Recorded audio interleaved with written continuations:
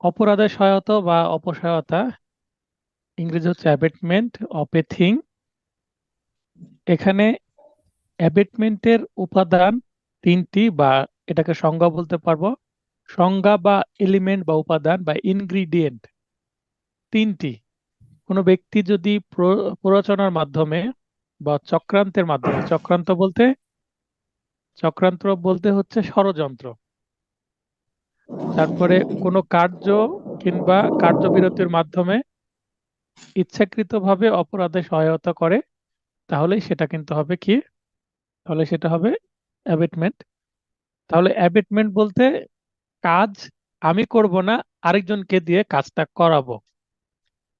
এখন যদি আমি একটু পেন হাতে নিয়ে উদাহরণ দিই, যেমন এই কালো রঙের পেন, ইনি একজন ব্যক্তি, ইনাকে এই লাল রঙের পেন, এই লাল এই কালোকে বলছে যে এই আরেকজন ব্যক্তিকে খুন করতে হবে। তার মানে লাল নিজে সরাসরি খুন করবে না, আরেকজনকে দিয়ে ইনডিরেক্টলি কাজটা করাবে। তো এটা করার জন্য সে বি কে আহ, প্ররোচিত করতে পারে, প্ররোচনা দিতে পারে বা সহযোগিতা করতে পারে। প্ররোচনা সহযোগিতা একই কথা। তারপর চক্রান্ত বা ষড়যন্ত্র করতে পারে। আর 3 নম্বরে হচ্ছে কাজ করে বা কাজ না করে ইচ্ছাকৃতভাবে সহযোগিতা করতে পারে। তো এই 3টা পয়েন্টের মাধ্যমে কিন্তু অ্যাবেটমেন্ট করা যায়। 3টাকে অ্যাবেটমেন্ট বলা হচ্ছে। এখানে একটা উদাহরণ আছে, উদাহরণটা পড়লে আমরা বুঝতে পারবো। একজন সরকারি কর্মকর্তা আদালতের পরোয়ানা মোতাবেক জেডকে গ্রেপ্তার করতে আসলে, মানে মনে করেন যে এই একজন পুলিশ, আদালত বলেছে, ওয়ারেন্ট দিয়েছে যে জেডকে পাকড়াও করতে হবে, ধরতে হবে। বি বিষয়টি জেনে বুঝে ইচ্ছাকৃতভাবে সি কে জেড হিসেবে গ্রেপ্তার করায়, সি কে গ্রেপ্তার করিয়ে বি অপসহায়তা বা অ্যাবেটমেন্ট করলো।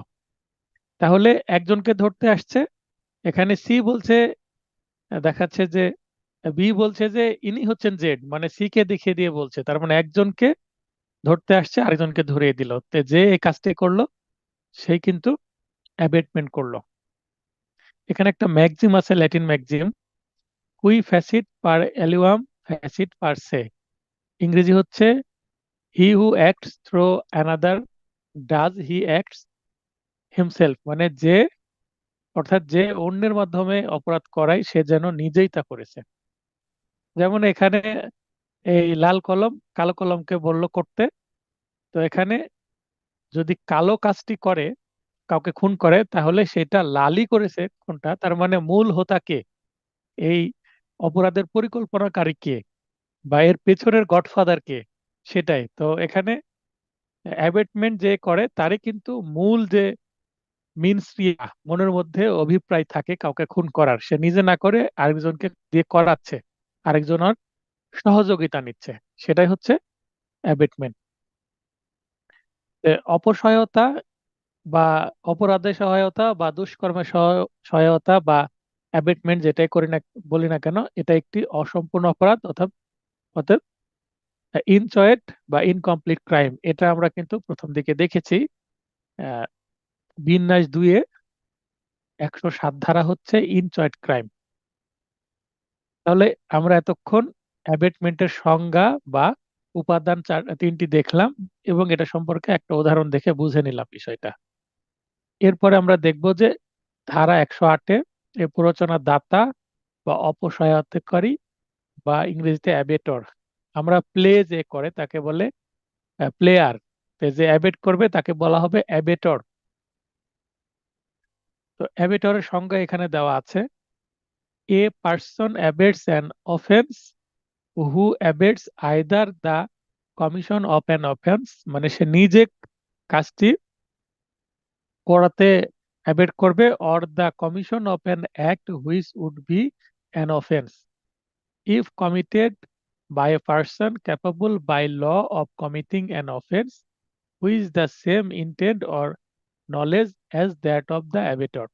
এখানে যে কাজটি করবে তার মনের মধ্যে যে ইন্টেনশন ও নলেজ তৈরি হবে অ্যাবেটমেন্টের মাধ্যমে, মনে করতে হবে এটা প্রকৃতভাবে যে অ্যাবেট করাচ্ছে, অর্থাৎ যে মূল হোতা বা গডফাদার, তারই কিন্তু ইন্টেনশন এবং নলেজ, এবং সেই সেম ইন্টেনশন এবং সেম নলেজটাই হচ্ছে ট্রান্সফার করে দিবে আরেকজনের মধ্যে। মানে আমি চাচ্ছি একজনকে মেরে ফেলতে, আমি নিজে কাজটি না করে আরেকজনকে দায়িত্বটা দিচ্ছি, সে কাজটি করছে যেন আমি দূরে থাকতে পারি। ধরি মাছ না ছুঁই পানি, এরকম ইনডিরেক্টলি কাজটা করানো। তো যে কাজটি করাবে সেই হচ্ছে অ্যাবেটর। প্ররোচনা দাতা বা অপসহায়তাকারী অ্যাবেটর এর সংজ্ঞা, সংজ্ঞা বাংলায় যদি বলি, যে অপরাধে ইচ্ছাকৃতভাবে সহায়তা বা প্ররোচনা প্রদান করে তাকেই প্ররোচনা দাতা বা অপসহায়তাকারী বা অ্যাবেটর বলা হয়।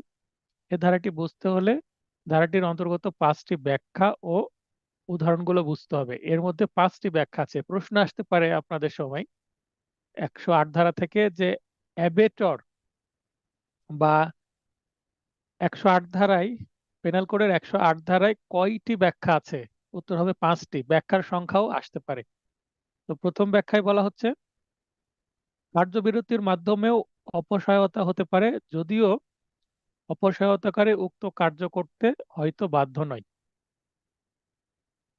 তার মানে কেউ যদি কোনো কাজ করা যার দায়িত্ব সেটা যদি সে না করে, অবহেলা করে বসে থাকে, তাহলে কার্যবিরতি করেও কিন্তু অপসহায়তা করা যায়।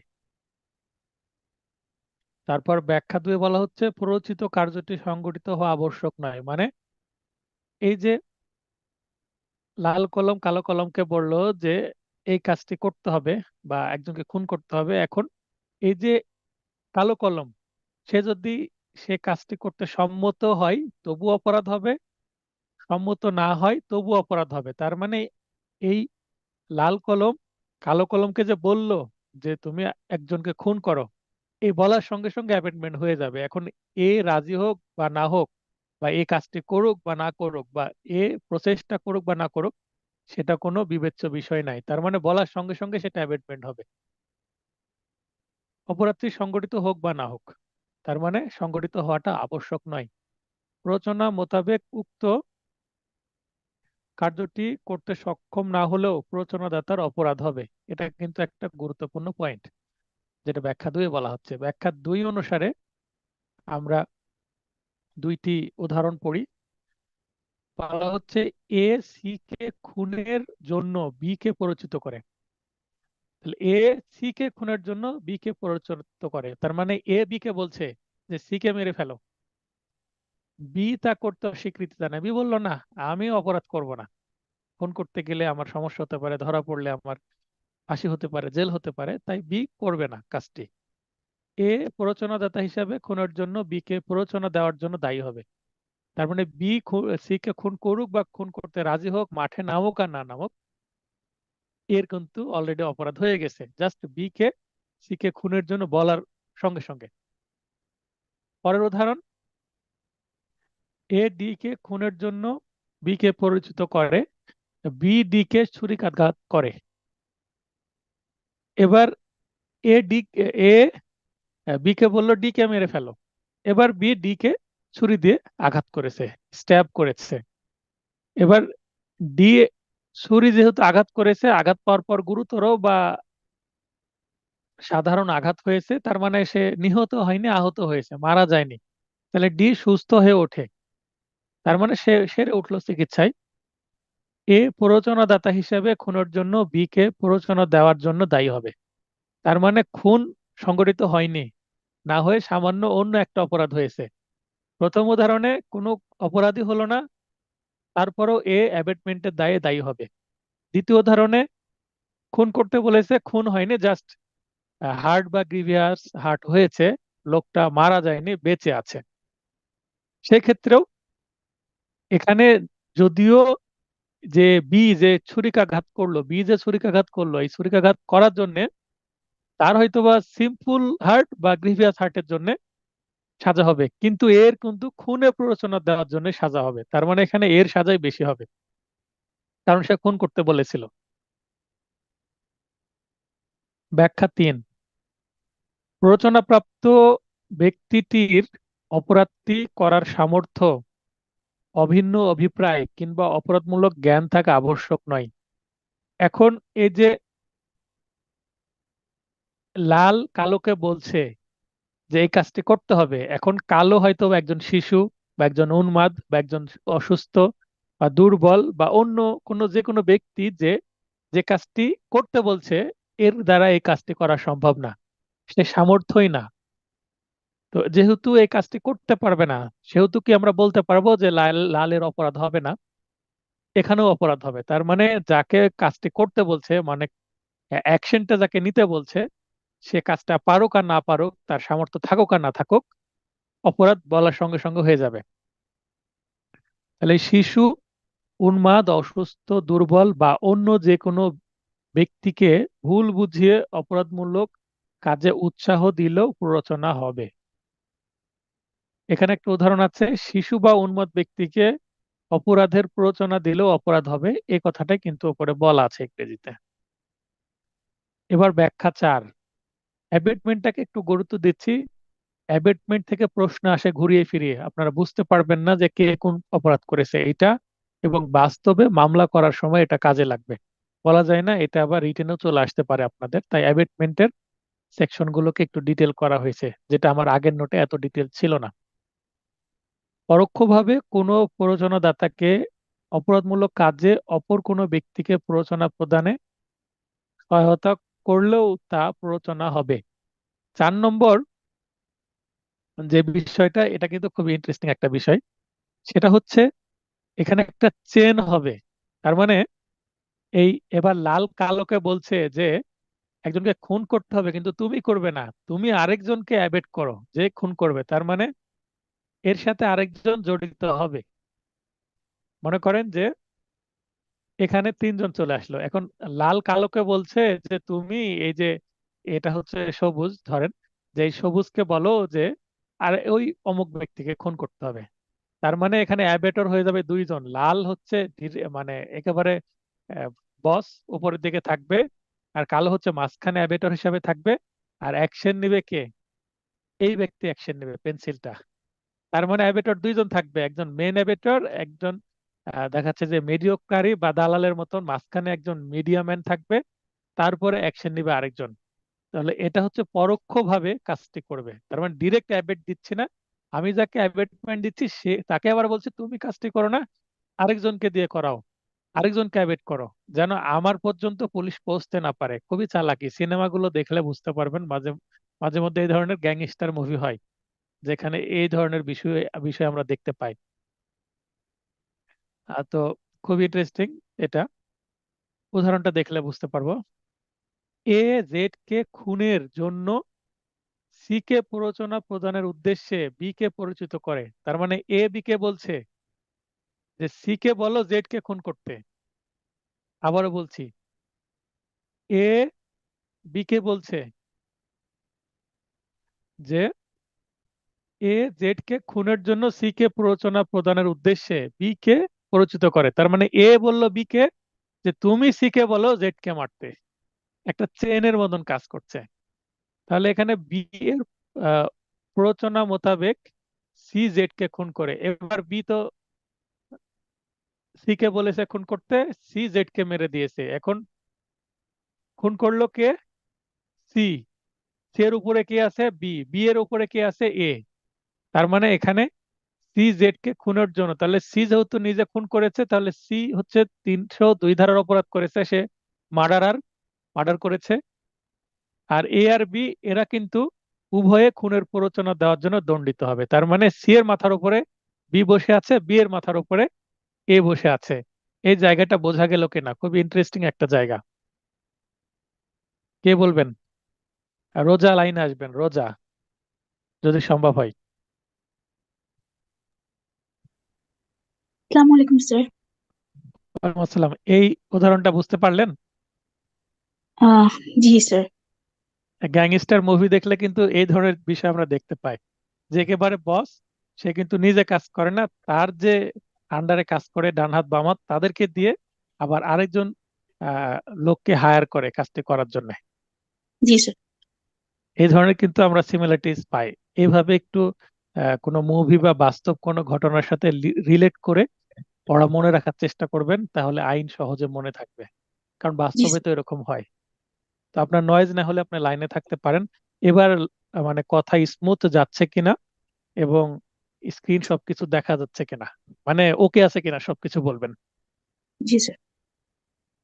ওকে আছে তো সব? জি স্যার। আচ্ছা, থ্যাংক ইউ। আপনি লাইনে থাকেন যেহেতু নয়েজ হচ্ছে না। এবার ইমরান খান হাত উত্তোলন করেছেন, উনি কথা বলবেন। ইমরান খান। জি স্যার, আমি জানতে চাচ্ছিলাম এ আর বি কত ধারার অপরাধে, মানে এর অপরাধ বেশি হবে নাকি বি এর অপরাধ বেশি হবে এই ক্ষেত্রে, আর তারা কে কোন অপরাধে অভিযুক্ত হবে? এখানে এ আর বি উভয়ই হচ্ছে 109 ধারার অপরাধে অপরাধী হবে। আমরা 108 পড়ছি তো, তারা 109 ধারার অপরাধে অপরাধী হবে। ঠিক আছে?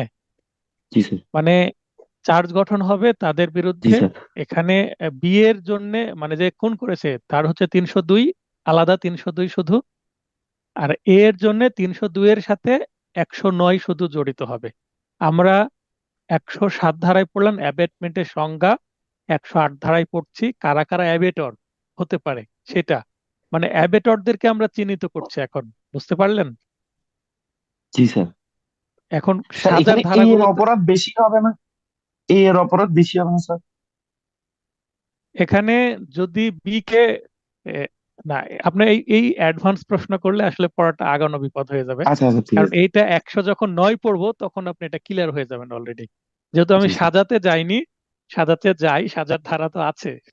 আর জি একটা স্যার। প্রবলেম হচ্ছে নোটটা আমি আগে দিতে ভুলে গেছি, আগে দিয়ে দিলে এই জি প্রবলেমটা হতো না মেবি। তবে আপনাদের তো পেনাল কোড থাকার কথা। যাই হোক, আমি এই এই সপ্তাহের মধ্যে আশা আশা করি আগামী যে শুক্রবার পরীক্ষা তার আগে নোট হাতে পেয়ে যাবেন। আমি কিন্তু যথেষ্ট পরিশ্রম করছি, মানে নোটটাকে অনেক জি স্যার। ডেভেলপমেন্ট করার কারণে সময়টা বেশি লাগছে। আমি যতটুকু ধারণা করেছিলাম তার থেকে বেশি সময় লাগছে। আর একটা জ্বালায় পড়েছি, জ্বালা বলতে দেখা যাচ্ছে যে দায়িত্ব, সেটা হচ্ছে আমাদের বারের ভোট এই মাসের 29 তারিখে। অলরেডি প্যানেল ঘোষণা হয়ে গেছে, কিছুটা কাজ করা লাগে। ওপেন না করলেও গভীরে করা লাগে, সিনিয়ররা অনেক ভালোবাসে তো। আর যেহেতু অ্যাবেটর অ্যাবেটর কারা সেটা আমরা জানার চেষ্টা করছি। কোনো ষড়যন্ত্রের মাধ্যমে কোনো অপরাধ সংঘটিত হলে প্ররোচনার দায়ে দায়ী করার জন্য ষড়যন্ত্রের কোনো এক পর্যায়ে জড়িত থাকাই যথেষ্ট। মনে করেন যে একটা কাজ করার জন্য আমরা কোর্টের ভাষায় বলি যোগ সাজসে কাজ করা, মানে সবাই মিলে কাজ করা, সমবায়ে কাজ করা। তো অনেকজন মিলে যখন কাজ করলো, কাজ করার সময় মনে করেন যে 10 জন আছে, 10 জনের মধ্যে 2 জন ষড়যন্ত্রের অংশ, কিন্তু তারা হয়তোবা জানে যে আমরা 5 জন মিলে কাজ করছি, তার মানে বাকি 3 জনের সাথে তাদের কোনো পরিচয় বা কানেকশন নাই। তার মানে যারা একেবারে গডফাদার বা মূল হোতা বা মূল পরিকল্পনাকারী, তারা হয়তোবা আহ, কিছু ব্যক্তিকে সমস্ত বিষয় খুলে বলেছে আর কিছু ব্যক্তিকে পুরোটা বলেনি। তার মানে কমন ইন্টেনশন কিন্তু সবার মধ্যে নাই। কমন ইন্টেনশনটা কিন্তু আলাদা আলাদা করা হয়েছে। এখানে ষড়যন্ত্রটার অনেক লেয়ার থাকতে পারে, ষড়যন্ত্র মানেই তো অনেক লেয়ার থাকবে, অনেক জটিল একটা বিষয়। তো এখানে বলছে যে এই ষড়যন্ত্রের যদি ষড়যন্ত্রের মাধ্যমে যদি অপরাধ সংগঠিত হয়, তাহলে সেটা কেউ যদি ষড়যন্ত্রের এক মানে আহ, পেছনে থেকে প্ররোচনা দিয়ে কাজটি যদি করায় বা সহযোগিতা করে কাজটি করায়। আর প্ররোচনা বা চক্রান্ত, এটা কিন্তু প্ররোচনারই মানে অ্যাবেটমেন্টেরই একটা অংশ। তো এটা যদি কেউ করে, প্রত্যেককে কিন্তু অ্যাক্টিভ পার্ট প্লে না থাকলেও হবে। তার মানে মানে কি চলছে সবকিছু না জেনেও কেউ যদি অল্প কিছু তথ্য জানে এবং জানে যে একটা অবৈধ কাজ হতে চলেছে, তার মানে কোনো না কোনো ভাবে একটা পর্যায়ে সে যদি জড়িত থাকে, তাহলে কিন্তু সেটা অপরাধের মধ্যে পড়বে, এটা বলা হচ্ছে। তার মানে একটা ষড়যন্ত্রের ছোট বড় যে কোনো পার্ট প্লে যদি কারো থাকে, তাহলে কিন্তু ছোট কাজও যে করেছে সেও অ্যাবেটর হবে, বড় কাজ যে করেছে সেও অ্যাবেটর হবে, বেশি কাজ করলেও অ্যাবেটর হবে, কম কাজ করলেও অ্যাবেটর হবে। এটাই বোঝানো হচ্ছে ব্যাখ্যা 5 দিয়ে। এখানে একটা বড় উদাহরণ আছে, আপনারা দেখলে দেখে নিতে পারেন, সেই উদাহরণ থেকে প্রশ্ন নাও আসতে পারে, আসলেও হয়তোবা পারবেন এই ব্যাখ্যা 5 মাথায় থাকলে। ধারা 8 এ, 8 পড়লাম, 8 এ তে কি বলা হচ্ছে? বাংলাদেশের ভেতরে অবস্থান করে, বাংলাদেশের ভেতরে বসে আছে কেউ, সে বাংলাদেশি হোক বা বিদেশি হোক, বাংলাদেশের বাইরে প্ররোচনা প্রদান, সমবায়ে সমভাবে অপরাধ হবে। বাংলাদেশের ভেতরে বসে আছে কিন্তু ইন্ডিয়াতে একজন ব্যক্তিকে বলছে যে ইন্ডিয়ার একটা জায়গায় কাউকে খুন করতে হবে। উদাহরণ দেওয়া আছে, হুবহু সেটা পড়ছি। এ বাংলাদেশে অবস্থান করে ভারতের গোয়ায়, গোয়া একটা জায়গা, বিখ্যাত একটা বিচ আছে, সেখানে মানুষ ঘুরতে যায়। খুনের জন্য বি কে প্ররোচিত করে। এ খুনের জন্য প্ররোচনা দেওয়ার জন্য দায়ী হবে। বাংলাদেশের ভেতরে কাউকে খুন করতে প্ররোচনা দিলে যা হবে, বাংলাদেশের বাইরেও, মানে বাংলাদেশে বসে বিশ্বের যে কোনো জায়গায় কাউকে কোনো অপরাধ করতে বললে সেটাও কিন্তু সমভাবে, মানে সমভাবে কিন্তু প্ররোচনা হবে। এরপরে পরের ধারা 109 বলছে, যে অপরাধে প্ররোচনার শাস্তির বিধান উল্লেখ নেই। মনে করেন চুরি করলে শাস্তির বিধান আছে কয়েকটি ধারায়, তারপরে ডাকাতি করলে শাস্তির বিধান আছে কয়েকটি ধারায়, তারপরে খুন সহ ডাকাতি করলে 396 ধারা আছে শাস্তির জন্য, মানে শাস্তির জন্য ডেডিকেটেড আলাদা ধারা আছে। এই অপরাধ করেছে, এটার শাস্তি কি পেনাল কোডের মধ্যে উল্লেখ আছে। কিন্তু আপনার কোনো কাজের প্ররোচনার জন্য শাস্তি কত হতে পারে সেটা কিন্তু উল্লেখ নাই। যেমন 307-এ কি আছে? রাজ্জাক ভাই বলেন, 307-এ কি আছে?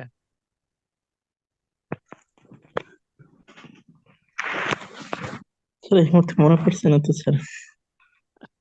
এই মুহূর্তে মনে পড়ছে না, অসুস্থ, আপনি মাথা কাজ করছে না। রনি আপু বলেন।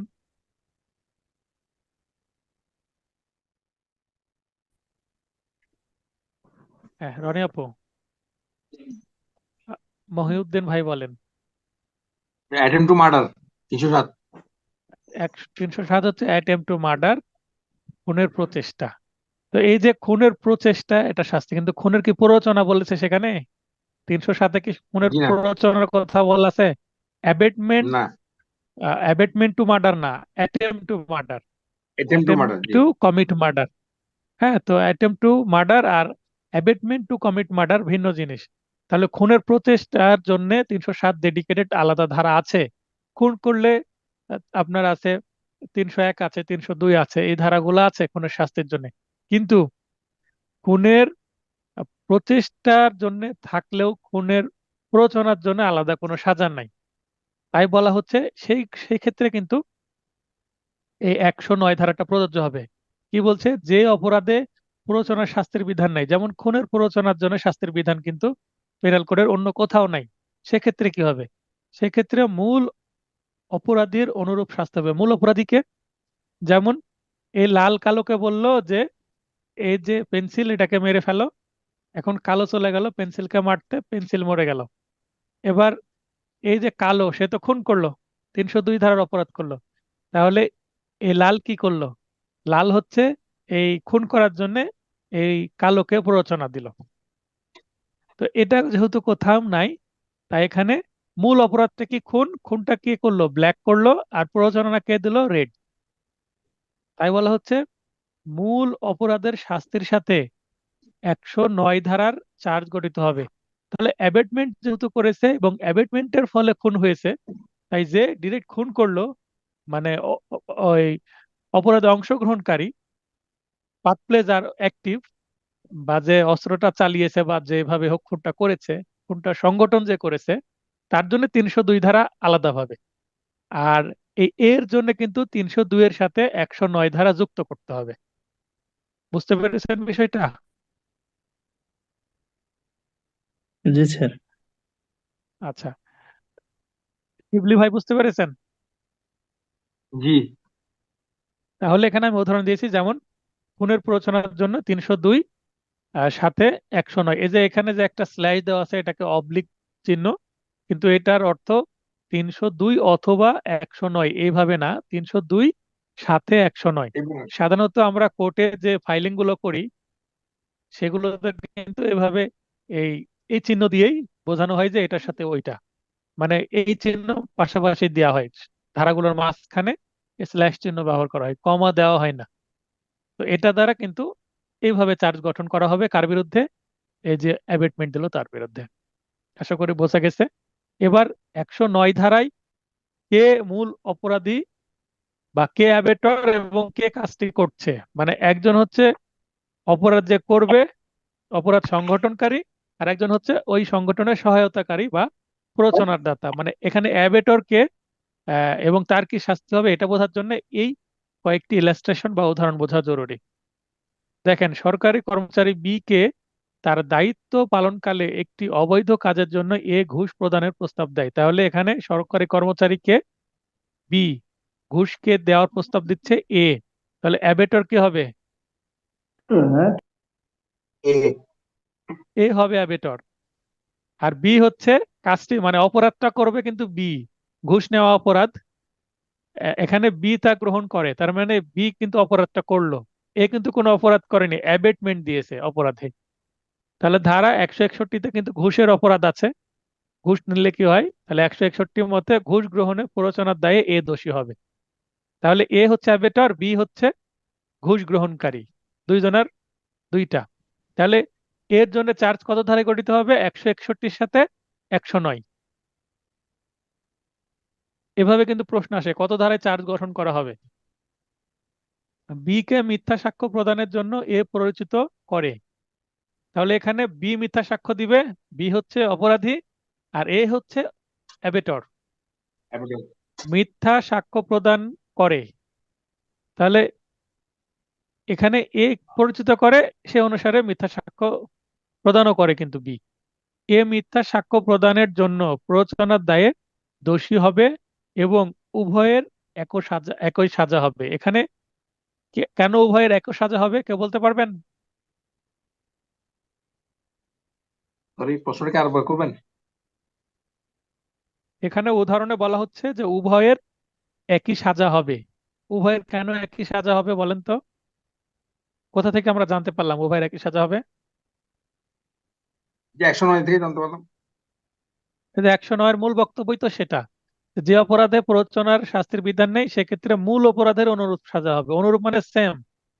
তাহলে বিয়ে মিথ্যা সাক্ষ্য দিয়েছে, তার যদি 5 বছরের জেল দেয় আদালত, এ কেউ 5 বছরের দিবে। বুঝতে পারেননি বিষয়টা এবার? জি জি। আচ্ছা, এবার জেড কে বিষ প্রয়োগ করার জন্য এ ও বি ষড়যন্ত্র করে, তাহলে জেড কে বিষ দিবে, মানে এখানে ভিকটিম কে জেড, জেড মারা যাবে বিষ, বিষ পান করে। ষড়যন্ত্র কে করছে করছে এ আর বি, তাহলে এ আর বি দুইজন ষড়যন্ত্রকারী, তার এরা দুইজনে কিন্তু অ্যাবেটর হতে চলেছে। অ্যাবেটর। ষড়যন্ত্র মোতাবেক এ বিষ সংগ্রহ করে বি কে সরবরাহ করে, তাহলে এ বিষটা সংগ্রহ করলো মানে কিনলো এবং বি কে দিল। এবার বি জেড কে বিষ প্রয়োগ করে খুন করে, তাহলে খুন করার কাজটা কিন্তু বি করলো, এর আগে সে ষড়যন্ত্র জড়িত ছিল। খুনের দায়ে বি দায়ী হবে। কেন খুনের দায়ে বি দায়ী হবে? কারণ বি সরাসরি বিষটা প্রয়োগ করেছে, তাই জেড কে দিয়েছে। ষড়যন্ত্রে অংশগ্রহণ করে খুনের সহায়তার জন্য এ খুনের দায়ে দোষী হবে। তার মানে এখানে দুইজনারই কিন্তু ওই 302 এবং 109 ধারায় চার্জ গঠন করা হবে, কারণ বি কিন্তু ষড়যন্ত্রেরও মানে অংশীদার ছিল। তো এখানে কনস্পাইরেসিটা আছে, এই কারণে এটা অ্যাবেটমেন্ট হবে এবং দুইজনে অ্যাবেটমেন্টের দায়ে দোষী হবে এবং বি তো আলাদাভাবে খুনের দায়েও দোষী হবে। তার মানে বি এর জন্য চার্জ হবে ডাবল আর এর জন্য চার্জ হবে শুধু অ্যাবেটমেন্ট সিঙ্গেল। 110, 110 বলা হচ্ছে এক কাজে প্ররোচনায় ভিন্ন অভিপ্রায়ে ভিন্ন কাজ সংগঠিত করলে প্ররোচনাদাতার শাস্তি। এবার মনে করেন এ লাল কালোকে বলল যে তুমি একজনকে কি করবে, শুধুমাত্র হাত পা ভেঙে দিবে, কিন্তু এই ব্ল্যাক কি করলো, হাত পা না ভেঙে তাকে খুন করেই ফেললো। তার মানে এই রেডের অভিপ্রায় ছিল জাস্ট একটা গুরুতর আঘাত করবে, কিন্তু ব্ল্যাক তার মনে করলো, তার চিন্তা ভাবনা যে আমি গুরুতর আঘাত না, ঠিক বস যতই বলুক আমাকে আহ, সাধারণ আঘাত বা গুরুতর আঘাত করতে, তো ব্ল্যাক মনে করছে আমি সুযোগ পেয়েছি এবার তাকে মেরে ফেলবো, মানে 302 ধারার অপরাধ করে ফেলছে। তার মানে এখানে রেড এন্ড ব্ল্যাক দুইজনের ইন্টেনশন কিন্তু ভিন্ন। দুইজনের ইন্টেনশন যদি কমন হয়ে যেত তাহলে তো 34 ধারায় চলে আসতো। তাহলে দুইজনের যেহেতু ইন্টেনশন ভিন্ন, অ্যাবেটরের ইন্টেনশন এবং যে অপরাধ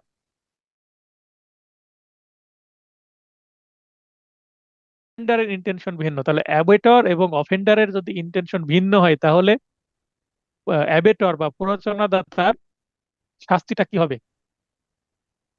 বলা হচ্ছে প্রথমোক্ত বা প্ররোচিত কাজের জন্যই প্ররোচনাদাতার শাস্তি হবে।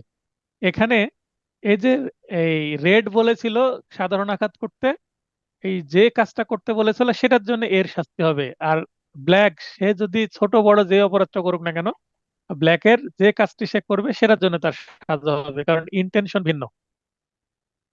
তার মানে এখানে এই বসের কথা না শুনে আহ, ভিন্ন কোনো কিছু করছে, সেই ক্ষেত্রে 110 ধারাটা প্রযোজ্য হবে। মানে দুইজনের সাজা ভিন্ন হবে এখানে। 111, এক কাজে প্ররোচনার ফলস্বরূপ ভিন্ন কাজ সংগঠিত হলে প্ররোচনার দাতার দায়। এটা পড়ে মনে হতে পারে 110 এবং 111 একই, মানে এক কাজ করলেও অন্য কাজ হচ্ছে। 110-এও এক কাজ করছে অন্য কাজ হচ্ছে, 111-তে এক কাজ হচ্ছে অন্য কাজ হচ্ছে, কিন্তু 110-এ দুইজনের ইন্টেনশন ভিন্ন ভিন্ন থাকে। কিন্তু 111-তে এই রেড মার্ডার করতে বলল, এই ব্ল্যাকেরও মার্ডার করারই ইন্টেনশন তৈরি হলো, কিন্তু মার্ডার করতে যে কোনো কারণে সে ব্যর্থ হয়ে মার্ডার আর করতে পারলো না, বা অন্য কোনো অপরাধ হয়ে গেল, হয়তো বা গুরুতর আঘাত করে পরে আবার সুস্থ হয়ে গেল ভিকটিম। তাহলে এখানে দুইজনের ইন্টেনশন সেম থাকতে হবে 111-তে, আর 110-এ ইন্টেনশন ভিন্ন থাকবে। আর 111-তে একটা কাজের ফলস্বরূপ আরেকটা ঘটতে হবে। তার মানে প্ররোচনা দিল মার্ডার করতে যে ভিন্ন কিছু হলো, এটা হতে পারে, অথবা ভিন্ন কিছু। রেড বলল যে গ্রিভিয়াস হার্ট করো, শুধু তাকে দেখাচ্ছে যে গুরুতর আঘাত করো, কিন্তু গুরুতর আঘাত করতেই গিয়েছিল, তার মানে ইন্টেনশন গুরুতর আঘাতেরই ছিল ব্ল্যাকের, কিন্তু গুরুতর আঘাত করতে যে এমন আঘাত করেছে যে পরে সে ফলশ্রুতিতে মারা গেছে। তার মানে ইন্টেনশন এক ছিল, কিন্তু রেডের ইন্টেনশন যা ছিল সেটা করতে গিয়ে ব্ল্যাক সেম কাজটাই করতে গিয়েছিল, কিন্তু ভিন্ন কাজ হয়ে গেছে, ফলস্বরূপ ভিন্ন হয়েছে, এখানেই পার্থক্য। আর 110-এ ইন্টেনশনে ভিন্ন ভিন্ন ছিল তাই ভিন্ন কাজ হয়েছে। 111-তে ইন্টেনশন একই ছিল কিন্তু কাজ করতে গিয়ে ভিন্ন কাজ হয়েছে, এটা হচ্ছে পার্থক্য। তাহলে liability of abettor when one act abetted and different act done. English পড়লে দেখেন আরো ভালো বোঝা যাচ্ছে। One act abetted and different act done, মানে যেটা অ্যাবেট করতে বললো, একটা কাজ করতে বললো আরেকটা কাজ করলো, এটা কি হবে? প্রথম প্রত্যক্ষভাবে প্রথমোক্ত বা প্ররোচিত কাজের জন্য, মানে প্রথমোক্ত মানে যে কাজটি করতে বলা হয়েছিল বা পরিচিত করা হয়েছিল, কাজটি সংগঠিত হয়েছে ভাবতে হবে, তার মানে ওই কাজটির জন্যই কিন্তু কাজটি সংগঠিত হয়েছে। এই রেড যদি ব্ল্যাককে কাউকে খুন করতে না বলতো বা কাউকে গুরুতর আঘাত করতে না বলতো, তাহলে তো এই ব্ল্যাক যেতই না, আর না গেলে তো কোনো ঘটনাই ঘটতো না। তার মানে মূল অপরাধী হচ্ছে কে? এই রেড। রেডের কারণে সমস্যার সৃষ্টি হয়েছে। পরিচিত কাজ ও সংগঠিত ভিন্ন কাজটি স্বতন্ত্র হলে, এখানে স্বতন্ত্র বলতে উদাহরণগুলো পড়লে আমরা বুঝতে পারবো। এক কাজ করতে বললাম, সেই কাজের সাথে কোনো কানেকশনই নাই, ব্ল্যাক সেই কাজটি করলো সাথে আরো একটি কাজ করলো, তাহলে রেডের ওই যে কাজটি আলাদা করলো সে কাজের জন্য রেডের কোনো দায় থাকবে না। প্ররোচনাদাতা ও অংশগ্রহণকারী সাজা ভিন্ন ভিন্ন হবে যদি স্বতন্ত্র কোনো অন্য কাজ করে ফেলে। প্রচিত কাজের সম্ভাব্য ফলস্বরূপ ভিন্ন কাজটি সংগঠিত হলে প্ররোচনাদাতা ও অংশগ্রহণকারী সকলের দায় সমান হবে। 111 ধারা কিন্তু সামান্য জটিলতা আছে, কখন একই সাজা হবে কখন ভিন্ন সাজা হবে। দেখে নেওয়া যাক উদাহরণটা। একটি শিশুকে জেড এর খাদ্যে বিষ মেশানোর জন্য পরিচিত করে। তাহলে এ কিন্তু একটা শিশুকে বলছে যে জেড এর খাদ্যে বিষ মিশিয়ে দাও, তাহলে অ্যাবেটর কে? এ। আর ভিকটিম কে? জেড। শিশুটার নাম দেওয়া নাই এখানে। পাশাপাশি খাদ্য থাকায় শিশুটি ভুলক্রমে ওয়াই এর খাদ্যে বিষ মিশিয়ে দেয়। এখন ওয়াই এবং জেড পাশাপাশি থাকে, তাই দুইজনের খাদ্য পাশাপাশি আছে খাওয়ার জন্য। এখন জেড এর খাদ্য মিশাতে গিয়ে ওয়াই এর খাদ্যে মিশিয়ে দিয়েছে, শিশু মানুষ ভুল হয়ে গেছে। এখন জেড এর খাদ্যে বিষ মিশালে যেভাবে দায়ী হতো, এক্ষেত্রেও একইভাবে এ দায়ী হবে। তার মানে এই যে রেড, এই ব্ল্যাক একজন চাইল্ড বা শিশুকে অ্যাবেটমেন্ট দিল যে তুমি এই জেড কে মারার জন্য তার খাদ্যে বিষ মিশাও। এখন এই ব্ল্যাক শিশুটা ভুল ক্রমে জেড কে দিতে গিয়ে ওয়াই কে দিয়ে দিয়েছে, তার মানে এটা কিন্তু ভিন্ন কোনো স্বতন্ত্র কাজ না, অ্যাকচুয়ালি মার্ডারই হয়েছে, জেড এর পরিবর্তে ওয়াই মারা গেছে। তার মানে এটা কোনো স্বতন্ত্র আলাদা কোনো কাজ হয়নি, তাই দুইজনার দায়ী কি সমান হবে। এখানে যেহেতু শিশু কাজটি করেছে, শিশুর বয়স যদি 9 বছরের কম হয় বা সাবালক না হয় শিশু, তাহলে শিশুর কোনো দায় থাকবে না, কিন্তু এ কিন্তু খুনের দায়ে অপরাধী হবে।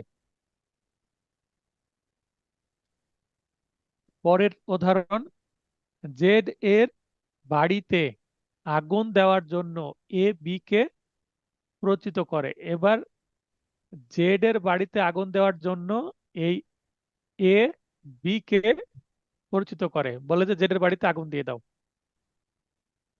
বি আগুন দেওয়া সহ একই সাথে চুরিও সংগঠিত করে। এখন এই বি ব্ল্যাক, সে কি করেছে, জেড এর বাড়িতে তো আগুন দিয়েছে এই রেড এর কথা মতো, পাশাপাশি তার বাড়িতে চুরিও করেছে। যেহেতু আগুন ধরে গেছে, কিছু জিনিসপত্র লুট করে নি, তাহলে অর্থনৈতিকভাবে সে লাভবানও হবে। সেই উদ্দেশ্যে লোভ সামলাতে পারেনি। যেহেতু বাড়িতে আগুন দেওয়া ও চুরি স্বতন্ত্র দুইটি অপরাধ, তাহলে বাড়িতে আগুন দিলে সেটা হবে কি, কে বলতে পারবেন? বাড়িতে আগুন দিলে পেনাল কোডের কোন ধারায় অপরাধ হবে, বা অপরাধের নাম কি, কে বলতে পারবেন? কোনো কিছু আগুন দিয়ে পুড়িয়ে ফেললে কি অপরাধ হয়?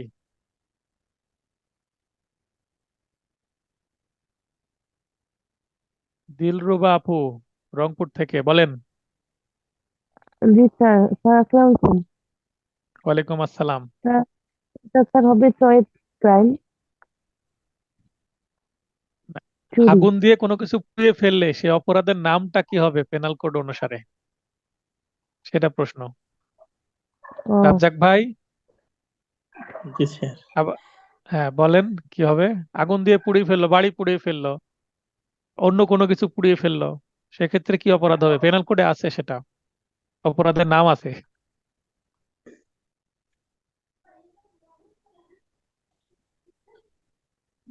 দিলরু বাবু আবার ট্রাই করবেন অন্য কিছু।